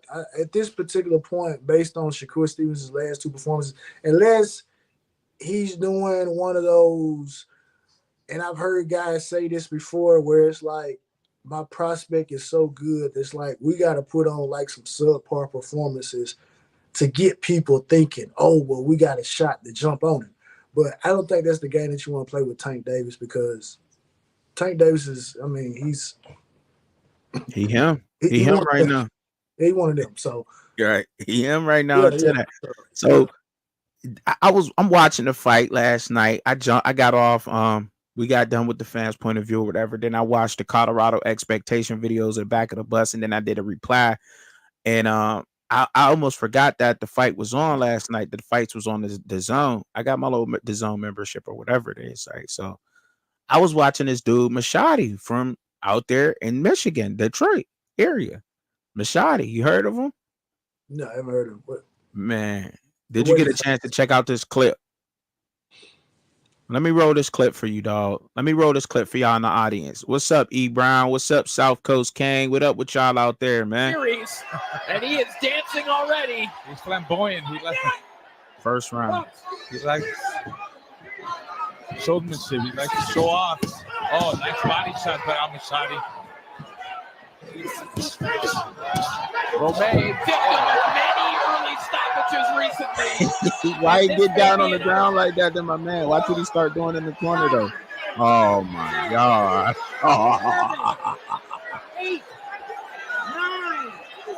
And that is it. It's over. It's over, and dog. he is dancing already. It's over, dog. He done knocked him down twice. They look like, based on the body, it look like 54, maybe 160. Yeah, they was middleweight. It was middleweight, right? 160, 160. Man, he was. Hey, man, listen, man. He was tagging. He hit dude this first round of 6. Knocked him down twice. You can go check it out. They fight 6 rounds? Yeah, they was only fighting 6 rounds. That was the first round. Okay, 6. He's just a prospect right now. Okay, yeah, but that's why I wanted to put him up on here. Machado, like, man, dude, he got some power. I mean, and not that size, you think so, but like that's why I think these guys these bigger name guys that's like a Devin Haney and I hate and a Garcia, they should just be fighting at their normal weight. Devin Haney should just be fighting at his normal weight, whether he lose or whether he win. I think your natural body, your natural size, you're going to have your natural power. I think that's where his power lies. Call me crazy. I'm just a casual fan. So this is just strictly my opinion. I'm not no boxing aficionado. I can't tell you a style, this, that, or whatever else about boxing, but I am learning more and more about the sport of boxing. And what I have come up with, my hypothesis from my research is that I believe if a fighter is fighting closer to their normal walk around weight, they will have their power, they will have their speed, they will have the talents they need or whatever they need to succeed in the ring, whether they lose or win. But some people are just so concerned about with getting the wins that they want to try to weight bully, and you wind up draining your body of its natural how should I say this, Shad? The nutrients or whatever you need to have strength. You know what I'm saying? That's like you, bro. I don't know what I'm walking around right now 220, 220, 230, right? That's how I am. Short, stocky dude, right? I'm trying to weight bully. I go down, I'm draining myself to 175. I'm not gonna have this. I'm not gonna be the same, bro. Just not gonna be the same. I'm not. I'm not gonna feel the same. Um, I'm just not. It's just not gonna happen, bro. I'm not gonna feel the same. I'm probably be lightheaded. I don't know how they do that to their bodies. I can only imagine that, but I think that they would have a lot more of their strength and power if they fought closer to their walk around weights. Tell me your thoughts on fighters fighting closer to their normal weight. I mean, I agree, but I understand that there's certain advantages to doing that, right? Everything isn't a negative, because the Mhm, thing of it is like a lot of the younger guys, mhm, like them dropping the weight, like you take like Jerron Ennis, right? Jerron Ennis is big for a 147 pounder. Jerron Ennis could literally probably fight at 160, maybe 168. He's 5'11", Each player that was crazy arm reach, like stupid power. But he's at an age where he can drop down to 147 and then he can bulk back up to his walk around weight. And that's what a lot of guys do. mhm, They force their body. And then a lot of that stuff has to do with how guys, from what I've learned, like how guys take care of themselves outside of the ring. Because you got like some guys who like eat, sleep, and live boxing. Like you got like Terrence Crawford, drawn in this like Floyd Mayweather. He was famous for that, where guys like, I fight at this weight. I'm not going to gain too much weight in between fights, so me cutting weight is not going to be an issue. But yeah, I would love it if guys did fight closer to their weight. But the biggest thing that you got to take into consideration mhm. is like Devin Haney, for instance, right? Devin Haney could probably Right. fight at 54, Mhm. but this is the difference. I can take a punch from a guy that's 140 pounds. Can I take a punch from a guy that's 154? Right. And that's one of the things guys do in sparring. Like they may bring in bigger guys for, different looks or, different things like that, or just, just messing around, like to kind of see, okay, well, let me test out. Let me see how my body feels at my normal walk around way. Let me bring in a guy to spar. And he hits you with something, even though you got all that protection on, he hits you with something. Still gonna buzz you. It'll make you stop and think about, yeah, I think I'm gonna still keep cutting weight. You know what I'm saying? I don't think the chin. I don't think my chin is quite ready for, what I'm saying, fighting a guy that that's this big. And I mean and again that's what some guys have to do. So it's like Right. I'd rather beat up on maybe some smaller guys Uh-huh. because I can make the weight. Now the IBF, I think the IBF is the only um sanctioning body that they allow for you to rehydrate no more than 10 pounds Yep. above the weight. And I don't think the other weight classes, they have that. But if you fight for the IBF title or IBF fights, you can't, I don't think you can rehydrate over 10 pounds like this their thing. You know what I mean? If you Okay. if you do show up over that, then you're subjected to a fine, and depending on the severity of it, may get stripped or something like that. But Right. but I think the IBF is the only one that's like, we're not going to just let you. It's at 140. We're not going to let you come in at 168 and stuff like that. Like, no, we're not going to do that. We're going to try to Right. make it fair as possible. How much more time you got left, bro, before you got to go and get moving, bro? How much you giving me, man? How much more time you got left, man? No, I'm good. Let's roll. Okay. All right. Cause I wanted to touch on this thing, and then I wanted to talk to you a little bit more about the NFL after that. So, all right. This clip right here is a clip that you had sent me and that we was going to bring up on a fan's point of view. I want to play it for the audience out there and the people that's still watching, that's with us. And I appreciate y'all still rocking with us. But this is Jalen Rose talking about the draft. And then you could take it from right when In 1994, each player that was drafted in the first round went to college in the United States. This game is global. This year, look no further than the top of the draft. That has changed. So now what can American-born players do to bridge the gap? Be complete players. In particular, on the offense. Look at a guy like Luka. Can play on the post, turn over both shoulders, shoots in the mid-range, shoots from three, rebounds, passes, scores, is clutch. Be a complete player. I see players that are being drilled to be specialists. And it's okay to be a knockdown shooter. It's okay to have a trademark skill. But my advice is work on your complete game, like cutting off the ball, being effective when you're not the first option on the play, still moving, still being a decoy when you need to, making free throws, keeping your turnovers down, good body language. Scouts, they pay attention to how you comport yourself. So what you think about that whole take, man? And what was you getting at with when you had sent me that, man? What's your thing on that, man? Man, it's a whole like that topic right there. That's a whole show, but we're gonna try to make it digestible, right, bro? It's so many angles that I can take from this, right? But I'm gonna start with this first angle, right?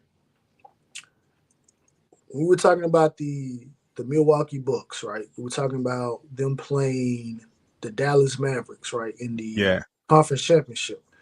And I'm telling you, I'm like, bro, like Michael Porter Jr. is 6'9", 6'10", Aaron Gordon 6'9", 6'10". Why are they hanging out on the perimeter, shooting jump shots? Like, y'all are 6'9", 6'10". Put the ball on the ground, go past somebody, post up, do something like that. Like, y'all are just designated shooters. Y'all are literally 6'9", 6'10". Like, the Denver Nuggets are supposed to be the most unstoppable team. If we're just talking about just from an athletic standpoint, like the makeup and the body composition of the team or the players that they have on the team, like, who's supposed to stop the Denver Nuggets? Nobody has 3 or 4 guys that are 6'10" and above that can move like they can, but they don't have to worry about that because we're talking about guys that have gotten happy and been complacent with, hey, I'm just going to be a 3-point shooter, right? That's why I say I haven't seriously watched the NBA since 2015. I can't watch it. It's unwatchable to me because I watched an NBA where I got to watch Kobe Bryant, I got to watch AI, I got to watch T-Mac. I got to watch guys who had an all-around game. T-Mac and Kobe both could post up. They both could hit the mid-range. They both could hit a three. They both could put it on the ground and, get to the basket, create their own shot. Yeah. You know what I'm saying? Yeah. And, like, we're in the era where they're talking about positionless basketball. And I was thinking about this, like, bro, like when I sent you that, I had so much ammunition for this particular topic because I'm like, I'm sick of the NBA. Because I feel like for you to say positionless basketball, what that means to me is, and you've probably, and we've all played schoolyard basketball, right? What's the first thing that we want the tall guy to do? Rebound. We want you to post up and rebound, right? Right. And guess what the new age big guy say? He I want to don't shoot. want to do that. I want to shoot the ball. Yeah. Right now, I don't like playing in the post. I don't like playing in the post. I don't want to be in the post. Right. Right. I'm Right. like, but they can get away with it now because it's positionless basketball. 10, 15 years ago, Michael Porter Jr., you and Aaron Gordon, y'all on the block. Y'all are posting up, showing that y'all can finish over either hand. Like, this the thing, right? I'm glad you said that. I'm going to remember that. Go ahead. Keep going. 10, 15 years ago, we had guys that size, they shot threes in moderation, right? Rasheed Wallace will step out there, shoot a three in moderation. KG will shoot a three out there in moderation. But guess what else they were going to do? They were going to get on the block. Mm-hmm. They were going to post up. They were going to rebound. Mm-hmm. Like, bro, you are 6'9", 6'10". Why are you not averaging 10 rebounds a game? Mm-hmm. Like, I mean, so like Jalen Rose is correct, and then it's the other topic right now where on Twitter individuals are obviously, you know, it spawns to because they dislike LeBron, but they're like, man, bro, the 92 team, like, there's no way the 92 team will be playing close games like this. And this is the complacency that people have. Back in 1992, the gap between American basketball players and basketball players overseas was probably the size of the United States of America. The gap between American basketball players and players overseas right now is probably the gap between your index finger and your middle finger. Like, just naturally, probably this is the gap right now. This is the gap. Because they understand the fundamentals. Like, I know Gilbert Arenas, I didn't listen to the commentary because I know Godfrey, the comedian, had something to say. I didn't listen to his commentary. But I listened to Gilbert Arenas talking about, bro, it's South Sudan, like, what is going on? And it's like, bro, Gilbert, even in your era, guys were fundamentally sound when you were playing.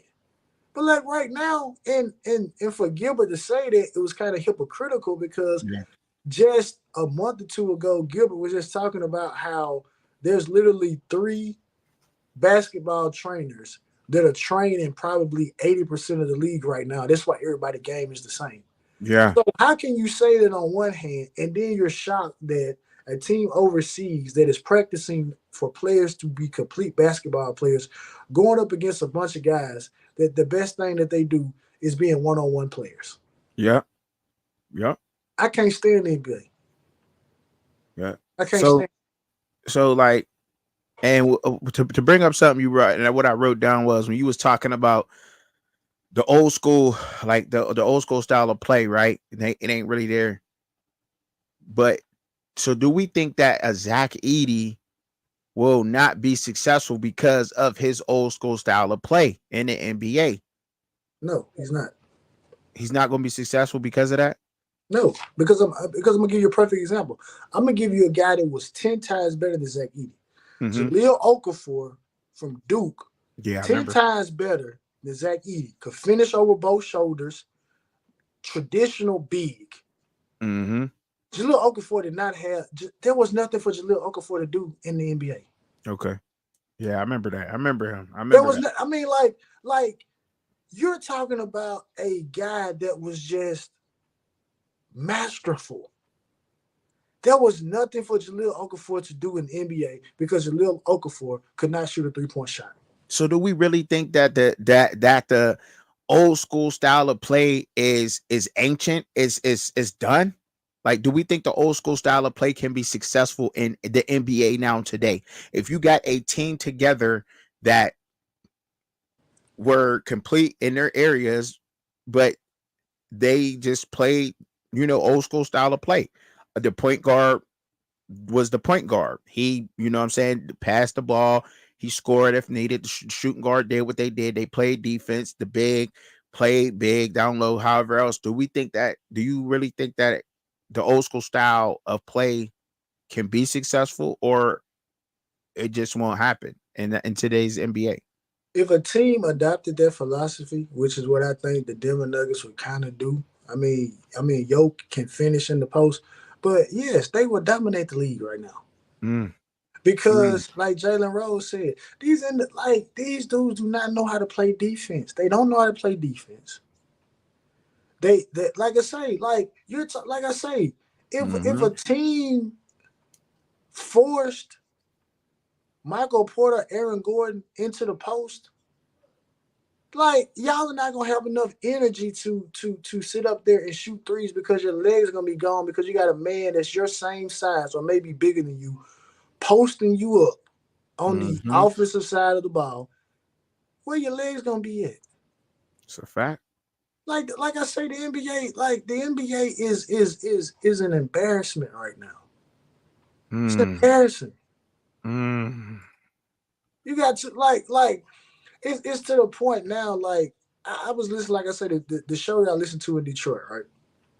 They're literally talking about, there's gonna be some teams that are drafting guys that just can't shoot. They can't shoot. They can't shoot. What do you mean you can't? What do you mean they can't shoot? Like they can't shoot. Like they just one-on-one players. If I can beat you, I get to the basket and that's the end of that. So it's like these are like they are talented, but they're not fundamentally talented. Right. So I mean it's so like you talk about like one of those, and I don't even have to go back to like the great teams like the Spurs or the Lakers. Like literally, you could probably go out there and throw like I don't know, hell. That's why I like Sacramento, man. Like the old Pistons or something, like with Rasheed and Ben Wallace. Like that team, like that's in this league right now. That's a 60-win team in my opinion. Who's the 60-win team again? Say that again. Like the Pistons with Chauncey Billups and Rip Hamilton, Tayshaun. Oh yeah. Like that's a 60-win team. They just would just dominate. But do you think the rules of today's the NBA would even allow them to be successful now? Like, you know what I'm saying? Because you know how soft the NBA got. But rules aside, let's just talk about fundamental basketball. Right.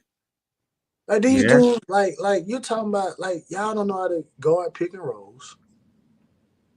Y'all are flopping for no reason. If y'all flopping, don't get the call. You're not getting back on defense. Like it's little things like that would literally get them beat.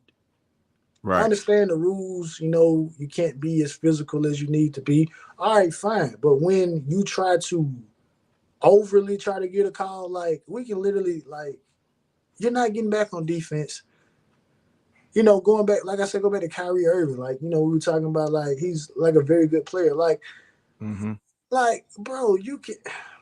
And I said he was great. You ain't one-on-one.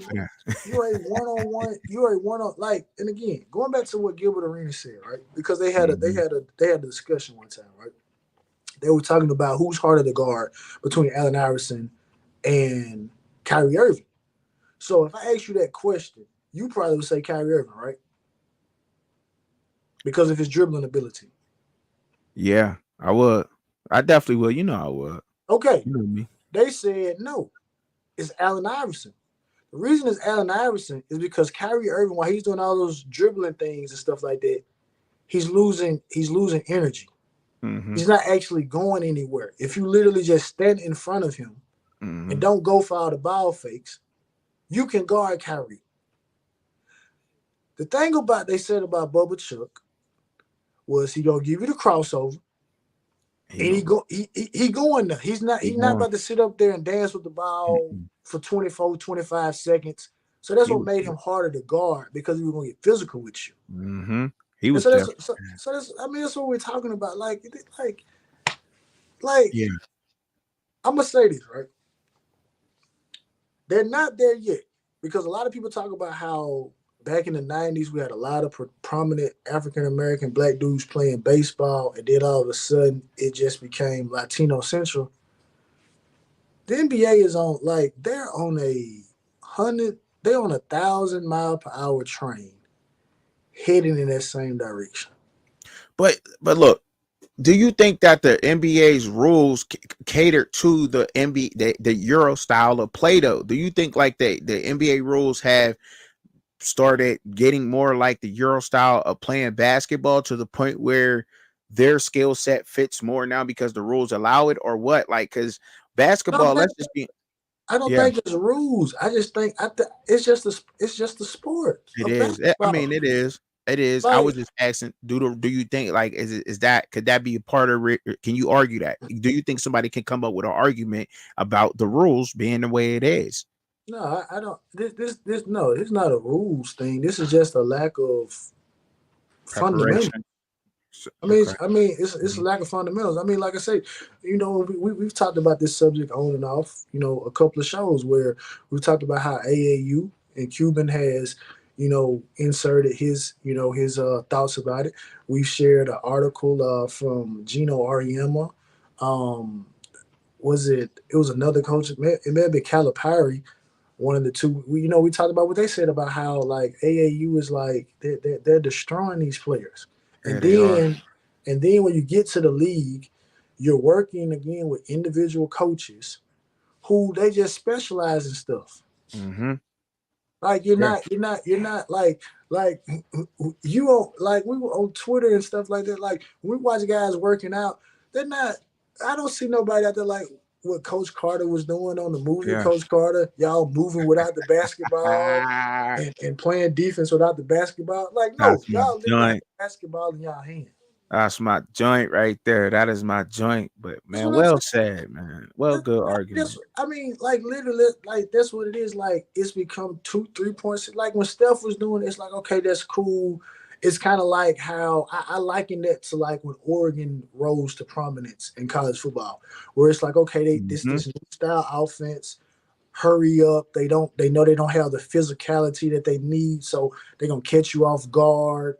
They're gonna run, hurry up. They in great shape. They got speed out here. They're gonna do that. So when the Warriors came along, they're like, okay, this is cool. This is neat. Okay, this is helping the NBA. The problem was every team felt like, oh well, we got to be the Warriors now. Yeah. So you And got down to the youth. Yeah. Yeah. You got individuals that have no business shooting a shot beyond the 3-point line, taking them. Yeah, I agree. Because like when you and I say this because like from example, right? My youngest, right?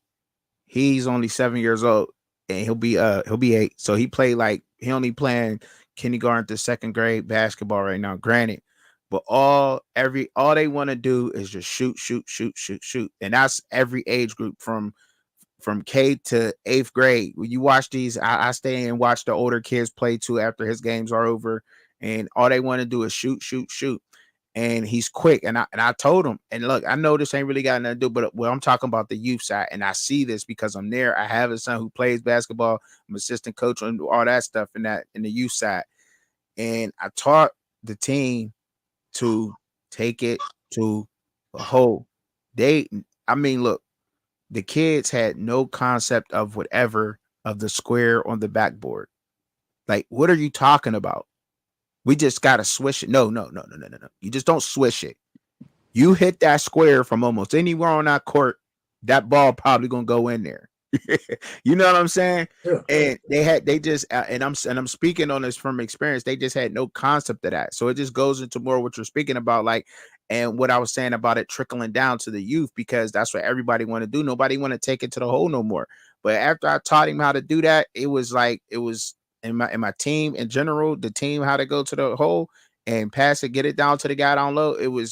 They were unstoppable. They were just unstoppable. It became to the point where this true story, I know ain't really got nothing to do it. We'll move on, but it came to the point where the referee had came up to me and the other coach one day and said, can you have your team only play with their left hands? I said, what you mean? You trying to handicap my squad?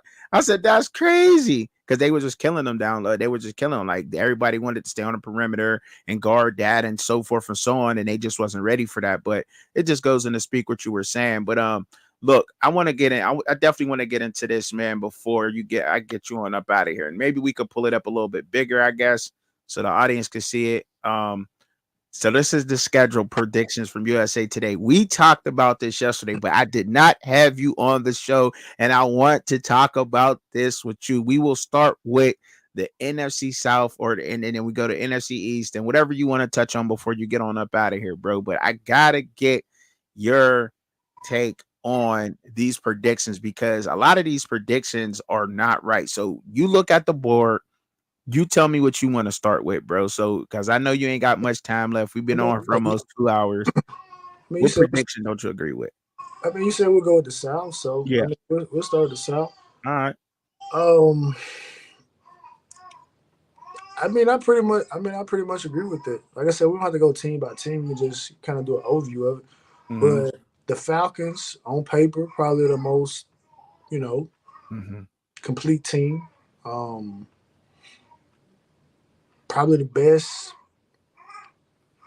best quarterback, and that's not saying much with Kirk Cousins, but I mean, probably the best quarterback in the division.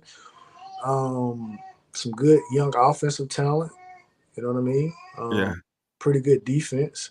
Okay. So I mean, I could agree with them being 9-8. Not knowing the schedule, not knowing the schedule right offhand. So I'm not opposed to them winning or being the best team in the NFC South. I'm not. Right.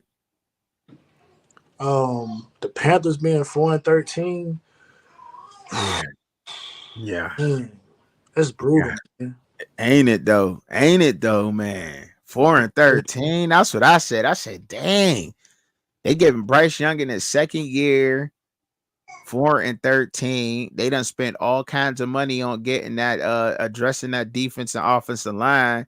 Like, do you really think they gonna go 4-13 in that division that's really wide open? Because that's pretty much what they're saying is what everybody's thinking too. That I mean, that division, the NFC South, is wide open. It's for the taking. Who's gonna take it?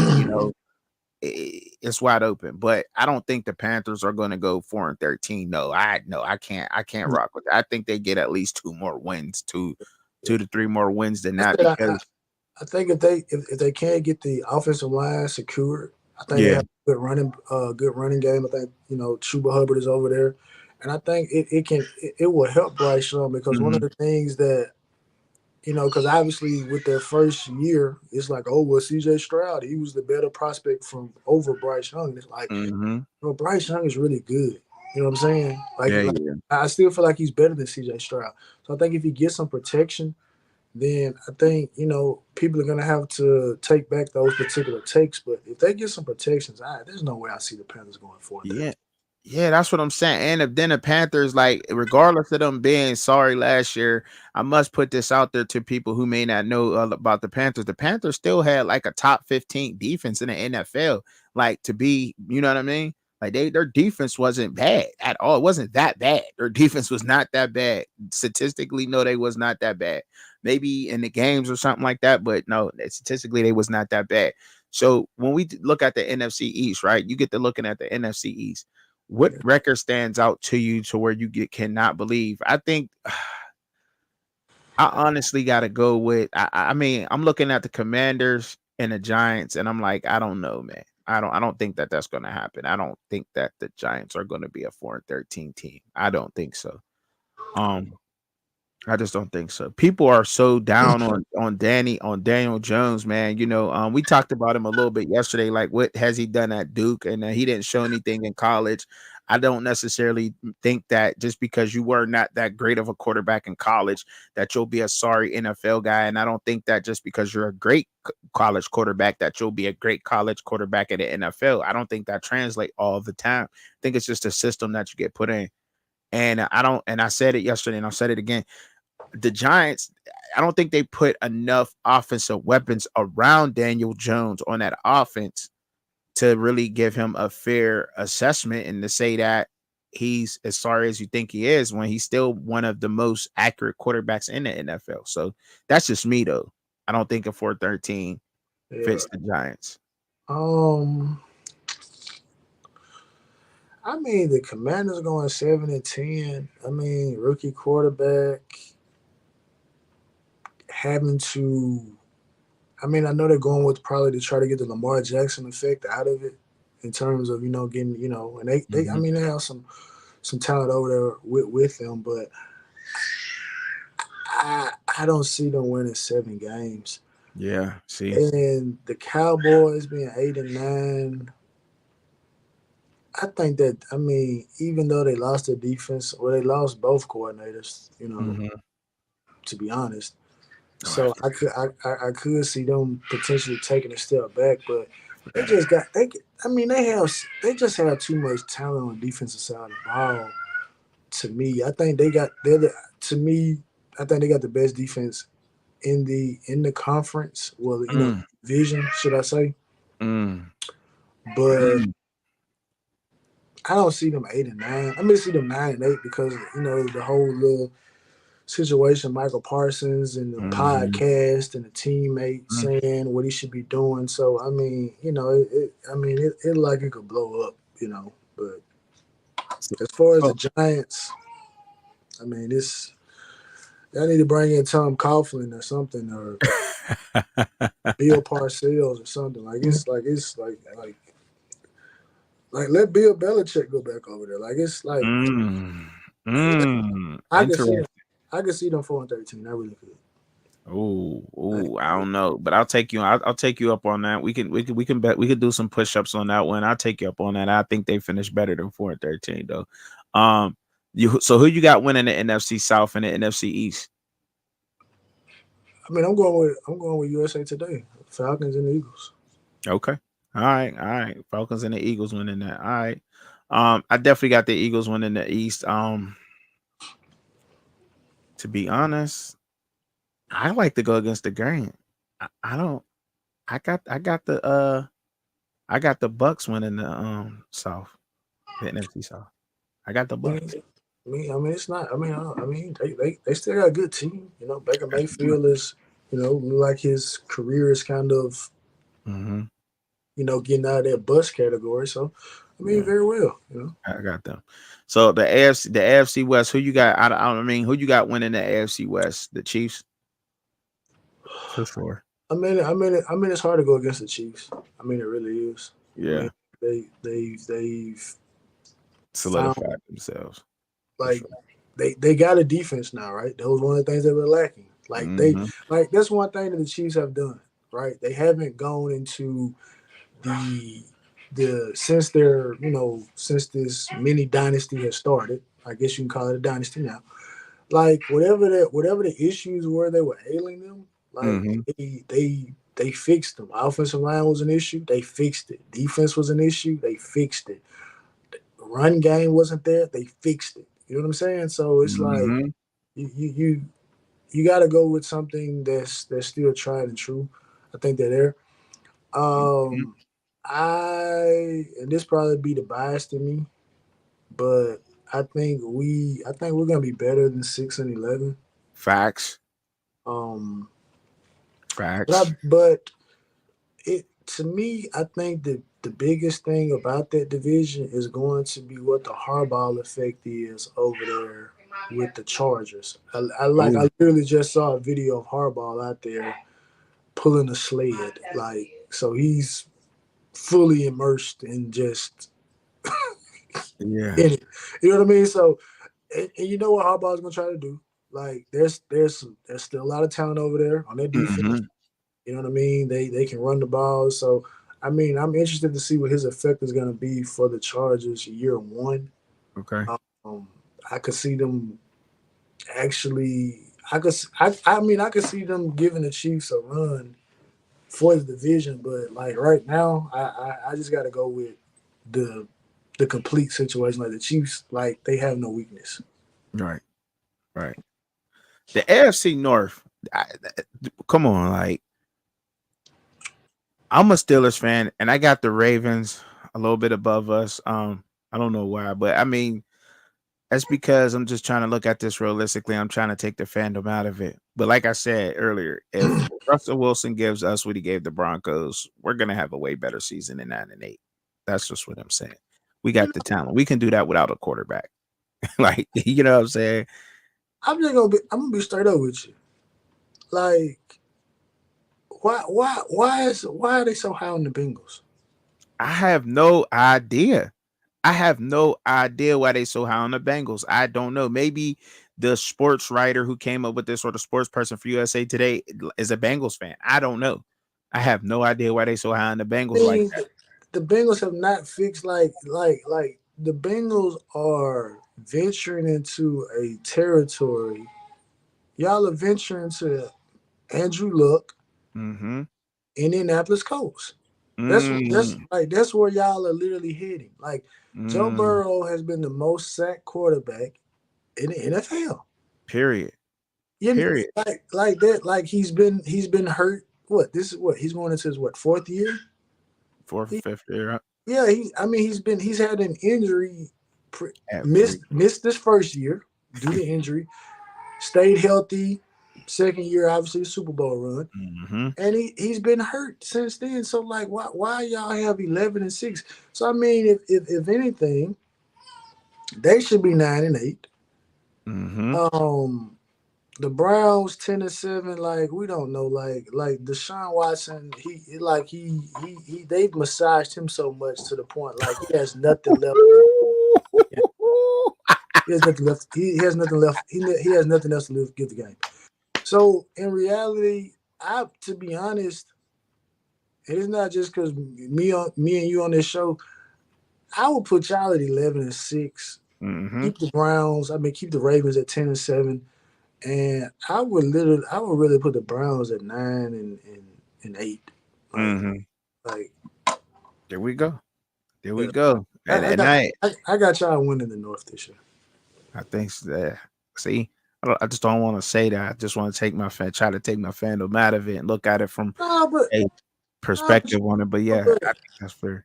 But you really gotta look at this like what is the infatuation with the Bengals? Like it's okay, y'all made it to a Super Bowl. Okay, great. But window. What are we talking about here? I have no clue. I cannot answer that for it. And then they had the Browns in second place in the AFC North with their unquestionable quarterback with Deshaun Watson. Like he has not proven to be worth $234 million guaranteed. Just has not shown us that at all. Yeah, I like that take you said. They done massaged the football out of him. Hey yo.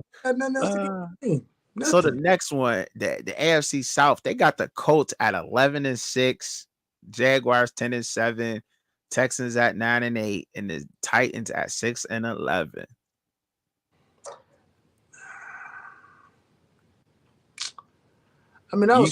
I would swap the Texans and the Jags. I really would. As a matter of fact, I probably put the Texans at the top because the Colts. I saw the Twitter video, the offensive line walking down the field, and like, oh, well, Anthony Richardson ain't got nothing to worry about. It's like the Texans are built good on both sides.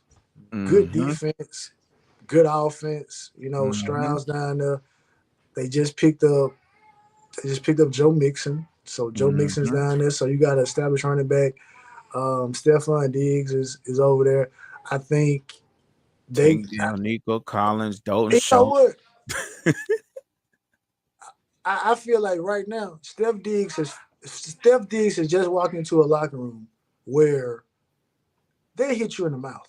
And I ain't talking about on the field. I'm talking about after practice. Like, you done walk into a locker room and I'm talking about from the head coach on down. Like, so all that diva stuff that you want to do, crying and, oh, well, I didn't say that, and then your brother, oh, well, you need to come play for the coach. Like, no, like, literally, they will give you a wedgie they will throw you in a laundry hamper. Like, I think he's literally stepped into that locker room. And like, I think the second Steph Diggs, not step out of line, but if he think about stepping out of line, he gonna have to do a post game, or he gonna do a post practice interview, with some shades on. That's a fact. They're giving him the raccoon eyes, like for real. You know what I'm saying? Yeah, bro, I So feel you on that. I got the Texans winning the South. I mean, I don't buy into the Jaguars. Like, it's over with. And Mhm. somebody said this, like, bro, y'all are still waxing poetically about Trevor Lawrence Mhm. and what he did at Clemson. Like, y'all gotta let it go, man. Yeah, It's over. yeah, It's yeah, over. yeah. He is I what like he is at this point. I like that. I like that. And I think the Titans might do a little bit better than 6-11. But I don't know. You know what I'm saying? I mean, The AFC East. AFC East, man. I'm going with the Dolphins. Ooh, I like that. I like that.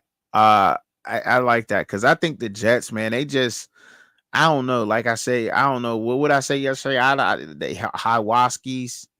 Aaron Rodgers want to take Hiwaskis and then you got your Hassan Riddick that want to be a Japanese. All of a sudden, he want to cosplay or whatever the heck he doing over there, and people missing camp and like they doing what they want to do over there. With Abasala, Aaron Rodgers. What's up with Aaron Rodgers? What I don't think he gonna be the same. I don't know. I'm not saying that he ain't a great quarterback or has not shown that, but I don't know what's going on with that situation over there with the Jets. I just think that's too much. I got the Dolphins winning that one. I think the Bills are resetting this year. So I'm not really expecting them to have a great standout year. I think giving them 10-7 is fair. You know what I'm saying? Only because of like it's a safe spot to say that they're gonna have a winning record. I think they may drop one more game. I think it might be like a 9-8 to be honest, because of them being with a younger receiving core right now. Josh Allen is good quarterback. But yeah, I could agree with that one. So we got the NFC West and the NFC North. Who you got winning the West? NFC West. I mean, yeah, I'm taking the 49ers. Okay. It's just it's a machine over there. Yeah, it is. It's a machine. But do you agree with the Seahawks being 5-12? People don't agree with. The Pete Carroll era is officially over. Yeah. So you gotta. Because what, they got Mike McDonald over there. So Mike McDonald left. Yeah, he's the head coach over there, right? DC for the Baltimore Ravens. He said, Shad, the Cuban Dumas said, Shad, put the crack down, picking my fins. The Tua is still the quarterback. Like, Tua. I don't listen. I'm gonna tell you this. Go ahead. Let's go back. Let's go back since he wants to bring it up. Aaron Rodgers is cuckoo for Cocoa Puffs right now. The Buffalo Bills, like, their window is closed. And the Patriots are what they were before Bill Belichick got there. So, so just by all of that you named, the Dolphins have the best roster on paper. None of the teams, in my opinion, that they have to play from the defensive side, except for maybe, I think the Jets probably are formidable, but the Dolphins are gonna win by default. I'm not saying the Dolphins are just just great. I'm just like I'm looking at the odds like the Jets have no offensive line. The Bills is over. Rebuilding. Yeah, and the Patriots are just the Patriots. Why would you not go with the team that has the least amount of question marks? That's the obvious. The Patriots drafted the wrong quarterbacks in the wrong order. If you ask me, Drake May, he may not even start over Joe Milton. Joe Milton may be a better fit for Mayo and the Patriots and what they got going on better than Drake May. But I they two young quarterbacks still though, so I definitely got them in last place.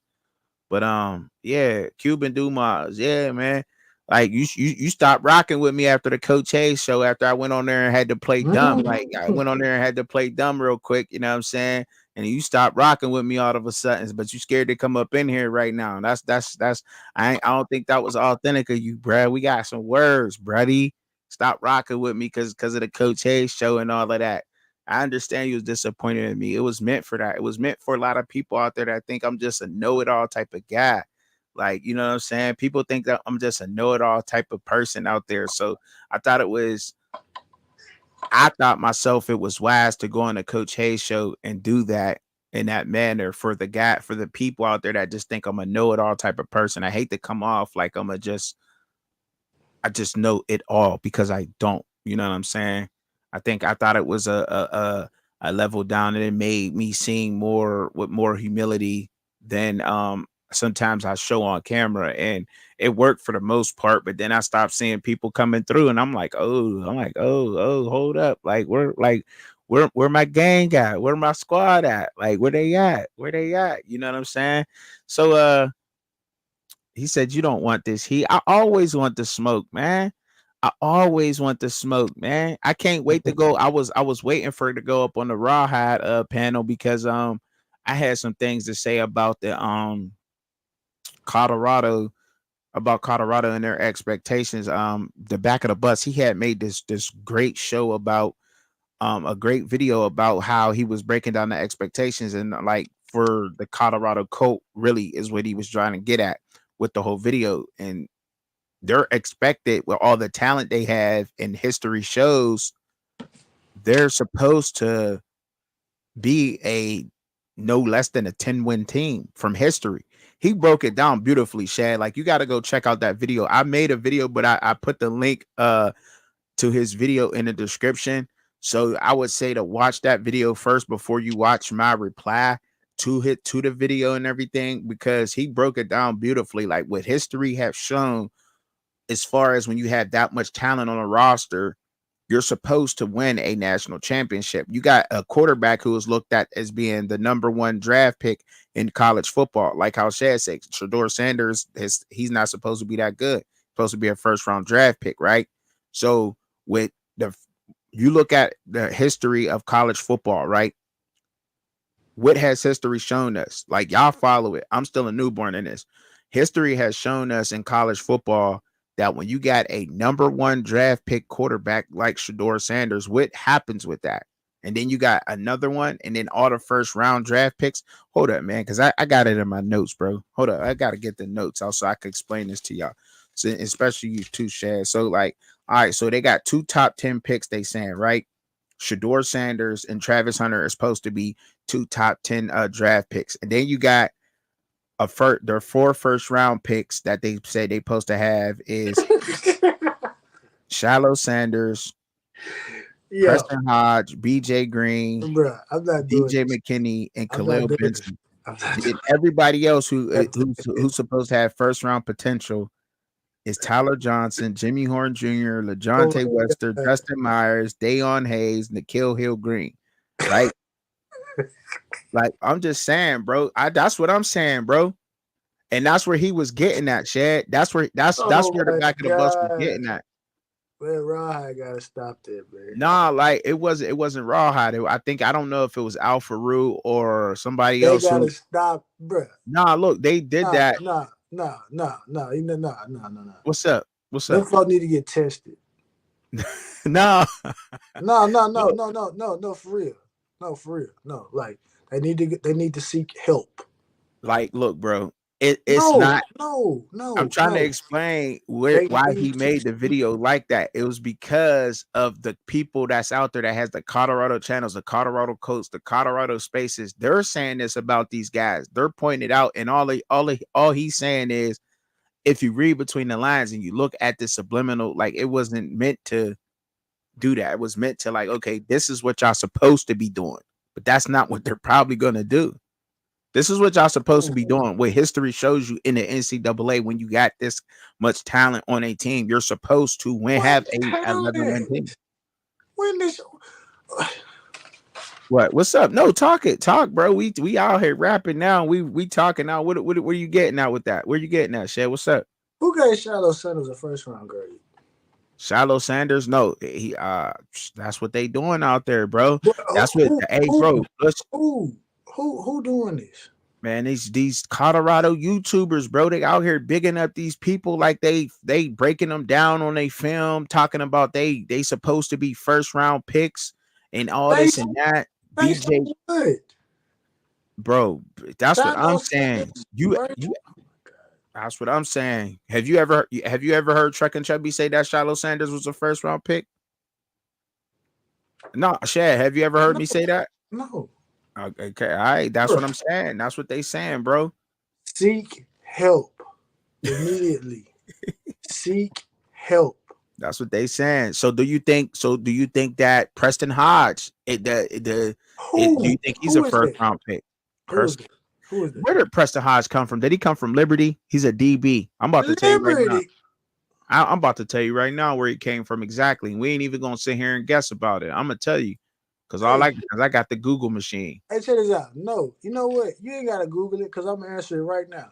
If you came back to school, if you're going to school again, you're not a first round pick. Ooh, okay, good enough. Said it good enough. So when they talking about BJ Green being a first round pick, what you think about that? Hey, what did Tommy Davidson say on the Breakfast Club? I can't remember. Who are these ninjas? Who are these ninjas? Who are these niggas? Who are these niggas? Who are these niggas? Who are these ninjas? Who? Who? All right. BJ Green. So what about DJ McKinney? Is he a first rounder? DJ McKinney? Who are these ninjas? Who is this? DJ McKinney came from Oklahoma State University, but why would he leave a team who has their offense and defense returning one of the favorites to win the Big 12 to go over to Colorado, who is questionable? What does he play? DJ McKinney's a cornerback, right? Defensive back, cornerback, defensive back, however you want to put that. Oh my God. I'm just saying. These people are sick, man. All right, like y'all could join the conversation. I put the link to the description. I put the link up in there. It's a law. Uh-huh. It's a law where you're not supposed to take advantage of people who are in a mental state like that. You're not supposed to take advantage of people like that. And that's what. Oh my God, bro. So do you honestly think that? Do you think that Shedeur is going to be a top 10 draft pick? I mean, it's possible. I didn't ask you, is it possible? I asked you, do you think he's going to be a top 10 draft pick? I mean, it's possible. I ain't asked you, was it possible, Shad? I asked you, was he a top 10 draft pick, my guy? And I'm trying not to laugh because he does have top 10. He does have the talent. Okay. I answer the question like this because all I can go off of is what you have on tape. Mm-hmm. I'm not doing the forecasting out for it, right? Okay. In terms of like assuming that they're just going to be so much better than last year. So based on what's here right now, no, he's not a top 10 pick. He's not a top 10 pick. They don't have a top 10 pick on the team. All right. That's what I'm saying. So that's pretty much what they saying. Like, and I think it goes off a need, and he needs at least 8 wins to be a top 10 pick. Because we seen it done with Jalen Daniels just last year from LSU. He was a top 10. But but he had a run too. I mean, that's the other thing too. When you look at all the top quarterbacks that are drafted, like yeah, that's another thing. Shedeur, you got to show that you can move, but you got to show that a little bit more too. I know you can move, but I mean that's another thing you got to put on tape. Yeah. All right. So Khalil Benson being a first round draft pick. Who is this ninja?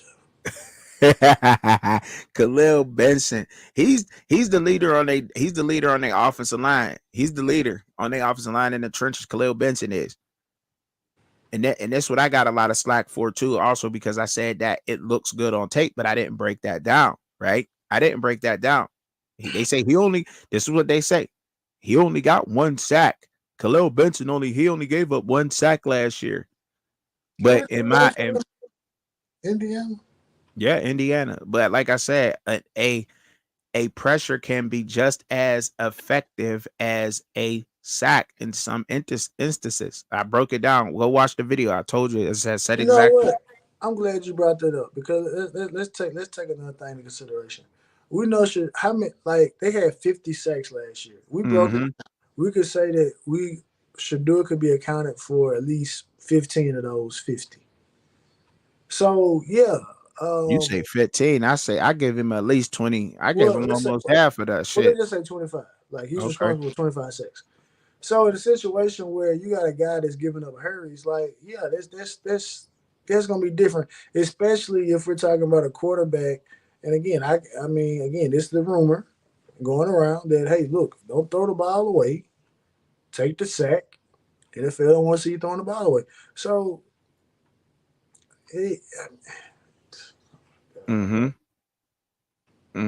he lacked effort. I mean, my film breakdown is going to get a lot better, but he lacked effort. Didn't follow through on his blocks. His footwork is below average, I'll say. He just like we're in unprecedented territory, right? We have individuals that are fans of an individual. You're not fans of the team. You're fans of an individual. Yeah, right. You are think about this. You do not have to do this. They do not have to do this. They do not have to predict success for Colorado. Deion Sanders just being one of the few black head coaches at the P4 level, that's accomplishment enough. Right. Y'all don't have to do this. Y'all don't have to proclaim to be Buffalo fans. Like, y'all don't have to go out here and put out these crazy predictions. You can just be a fan of Deion Sanders and say, man, look, he won, they won 4 games. Like, that's an accomplishment. Come on, bro. Get up out of here with that, bro. Get out of here, bro. So if winning 4 games is an accomplishment, then why aren't we praising Shamar Moore for winning 5 games in the Big Ten and beating 2 of the best teams in the Big Ten? You know why? Because people that are fans of Michigan are fans of Michigan.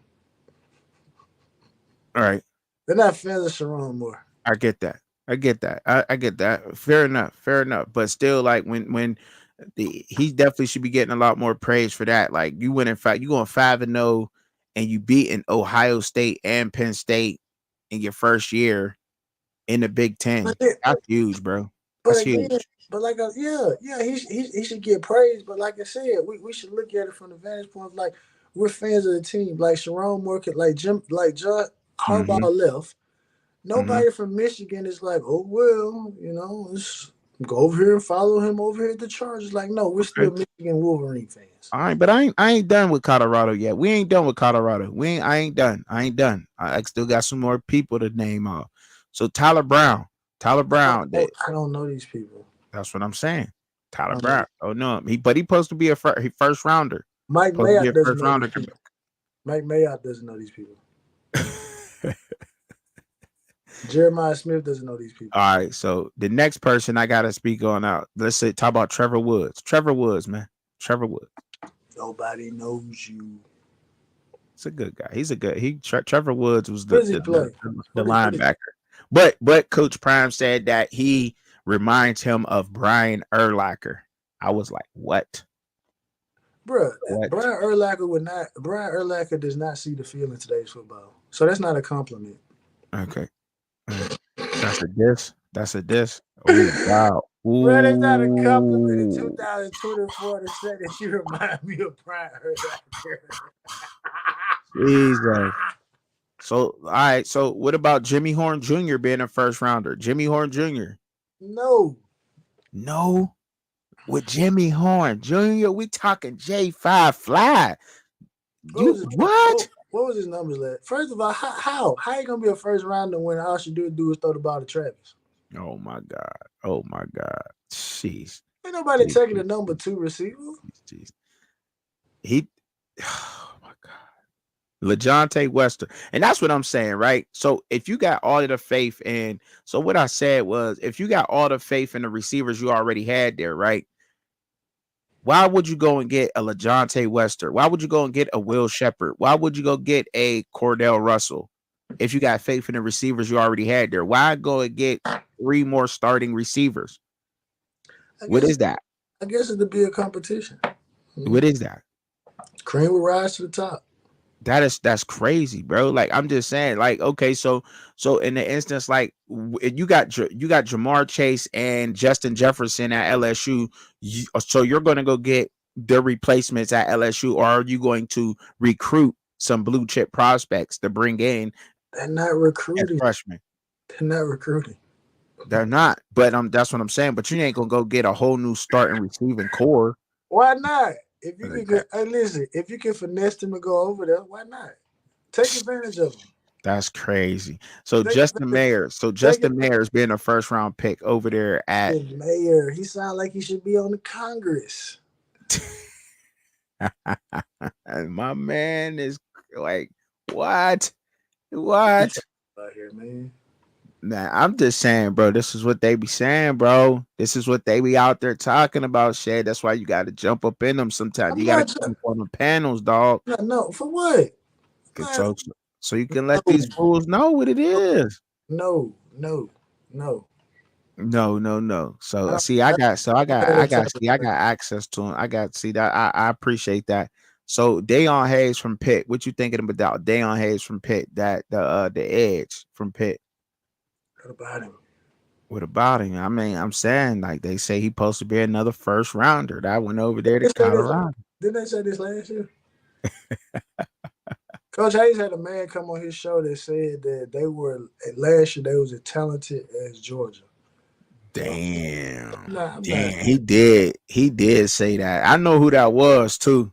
He another content creator too. He said that shit.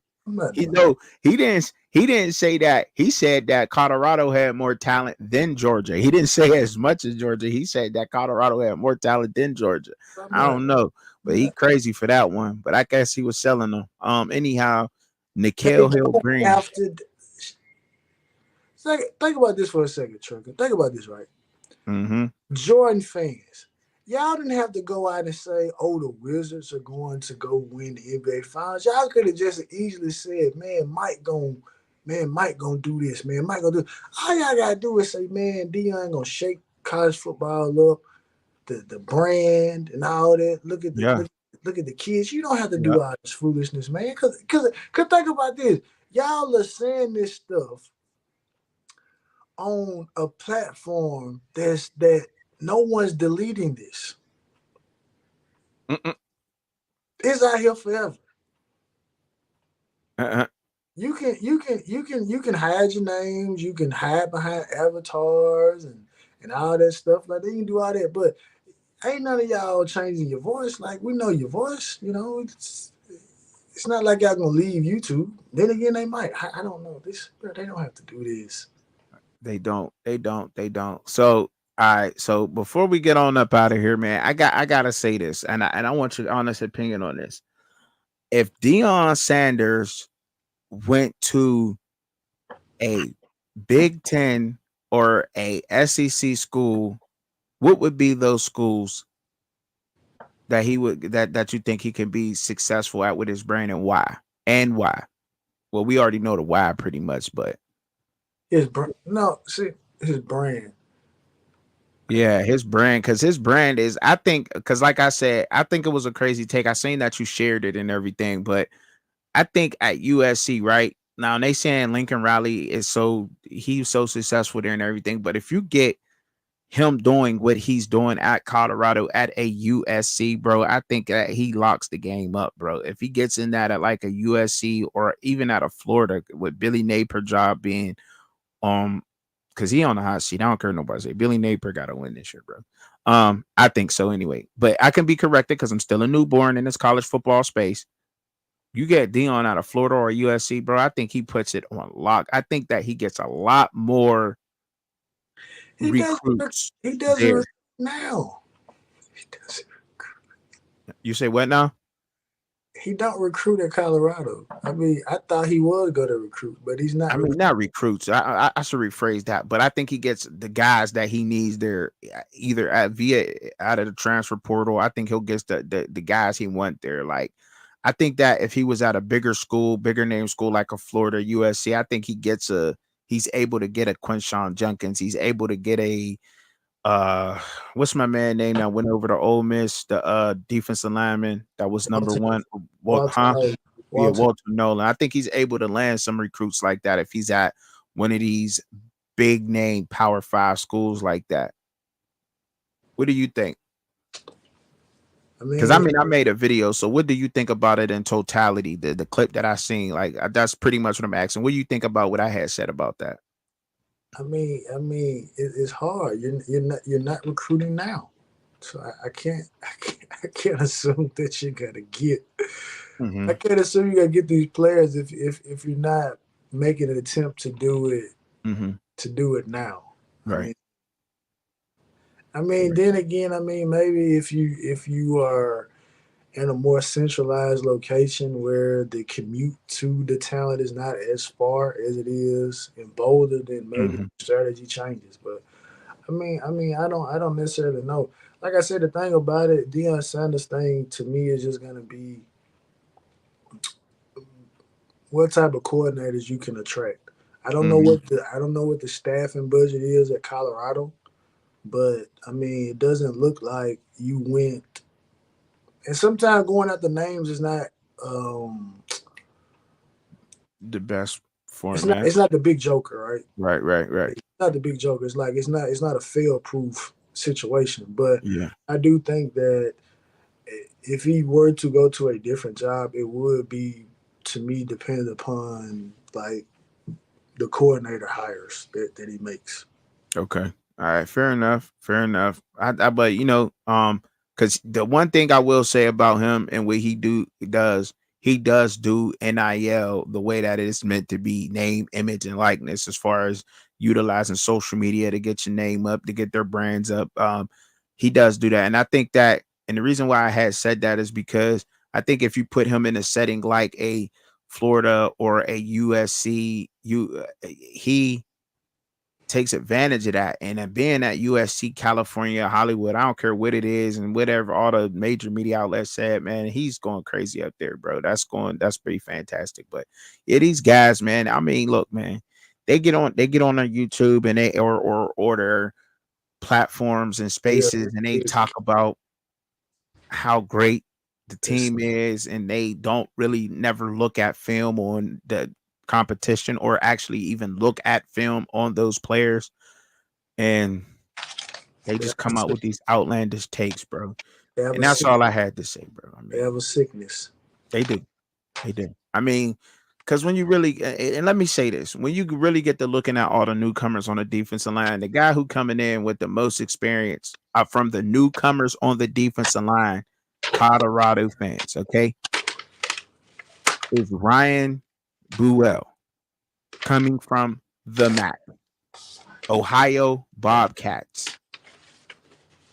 And he was able to be neutralized in the MAC at Ohio with the Bobcats. So let's keep that in mind before we go and make some more outlandish takes. That's why that worries me. If you're able to be neutralized in the MAC, then you can be neutralized anywhere. That's just how I feel. All right. But he's the most experienced 3-tech they got. Amari McNeil has some experience down where he was coming from in the SEC, but once again, I don't know.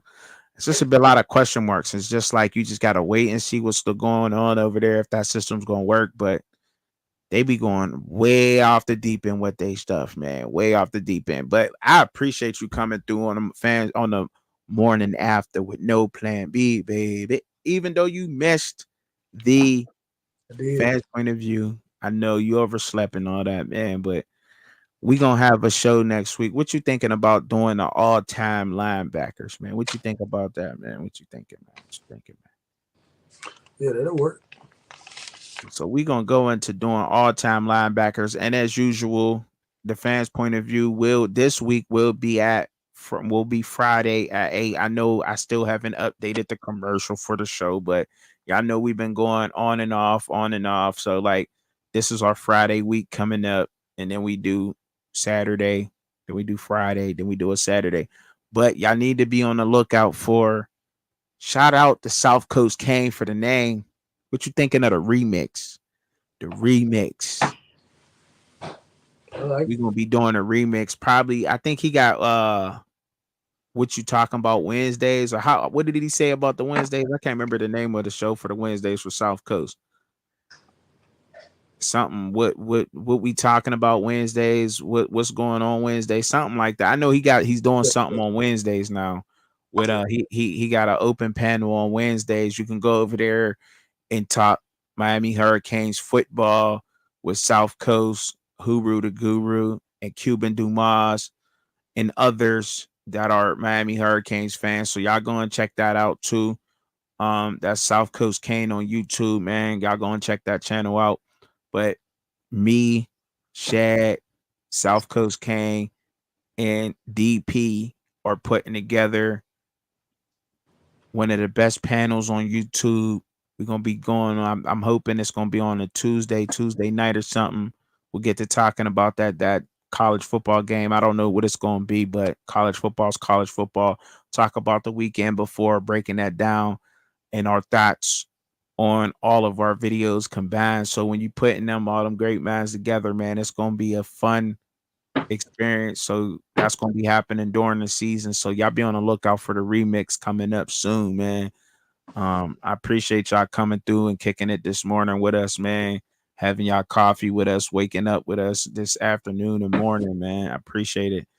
And I appreciate your time too, bro. We almost went for 3 hours, Shad. Almost 3 hours. Dudes out here thugging it, bro.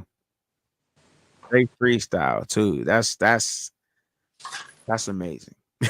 That's amazing. It is. I ain't gonna lie, that's amazing. But I appreciate your time though, man. And y'all make sure y'all go and support Shad too, man. Y'all still can get to his books, man. Y'all still gonna y'all make sure y'all hit bro up, support him on his books. I'm still reading, man. I got, when I get the time to, I crack it open. I'm loving the short stories, man. You need to write more, bro. You need to write some more books. You got some more cooking? Yeah, I got. All right. Yeah. All right. I think I should be a great character. I think I should be a great character, bro. I think you should just do the fans' point of view. Let me be the narrator, right? You just let me be the narrator. like for real, like coming off this, like you know what I'm saying? So as we were approaching the Virginia Tech Stadium, we seen 4 people just over there grilling. Truck and Chubby just comes out with these outlandish things to say. He's short, but just runs over. You know what I'm saying? Like, I think I could get it done, bro. I think I could get the narration done for the audio book, bro. You know what I'm saying? I'll do that for you, bro. I definitely do it for you, for sure. Because I really like your writing, man. You're a great author. And I think that you're gonna do big things with that, bro. So keep them coming. But y'all support bro, man, on his books, man, for sure. Go over to Shad1419 YouTube, subscribe to the channel, like his videos, go through the archives and look through them, man. Straight up. All right. Go off through his social media. Y'all find us on Apple, Samsung, Amazon, iHeart, Deezer, TuneIn, and everything we is out here working, bro. So y'all support the channel. I appreciate y'all coming through this morning, but y'all know how we be giving it up. Peace. Want to see Truck and Chubby live and co-host Shad? Tune in at Fans Point of View, Saturday, 6:30 p.m. Eastern Standard Time, 3:30 p.m. Pacific Time. But in the meantime, in between time, enjoy the content. Don't forget to hit your notification bell for all updates. Thank you for watching.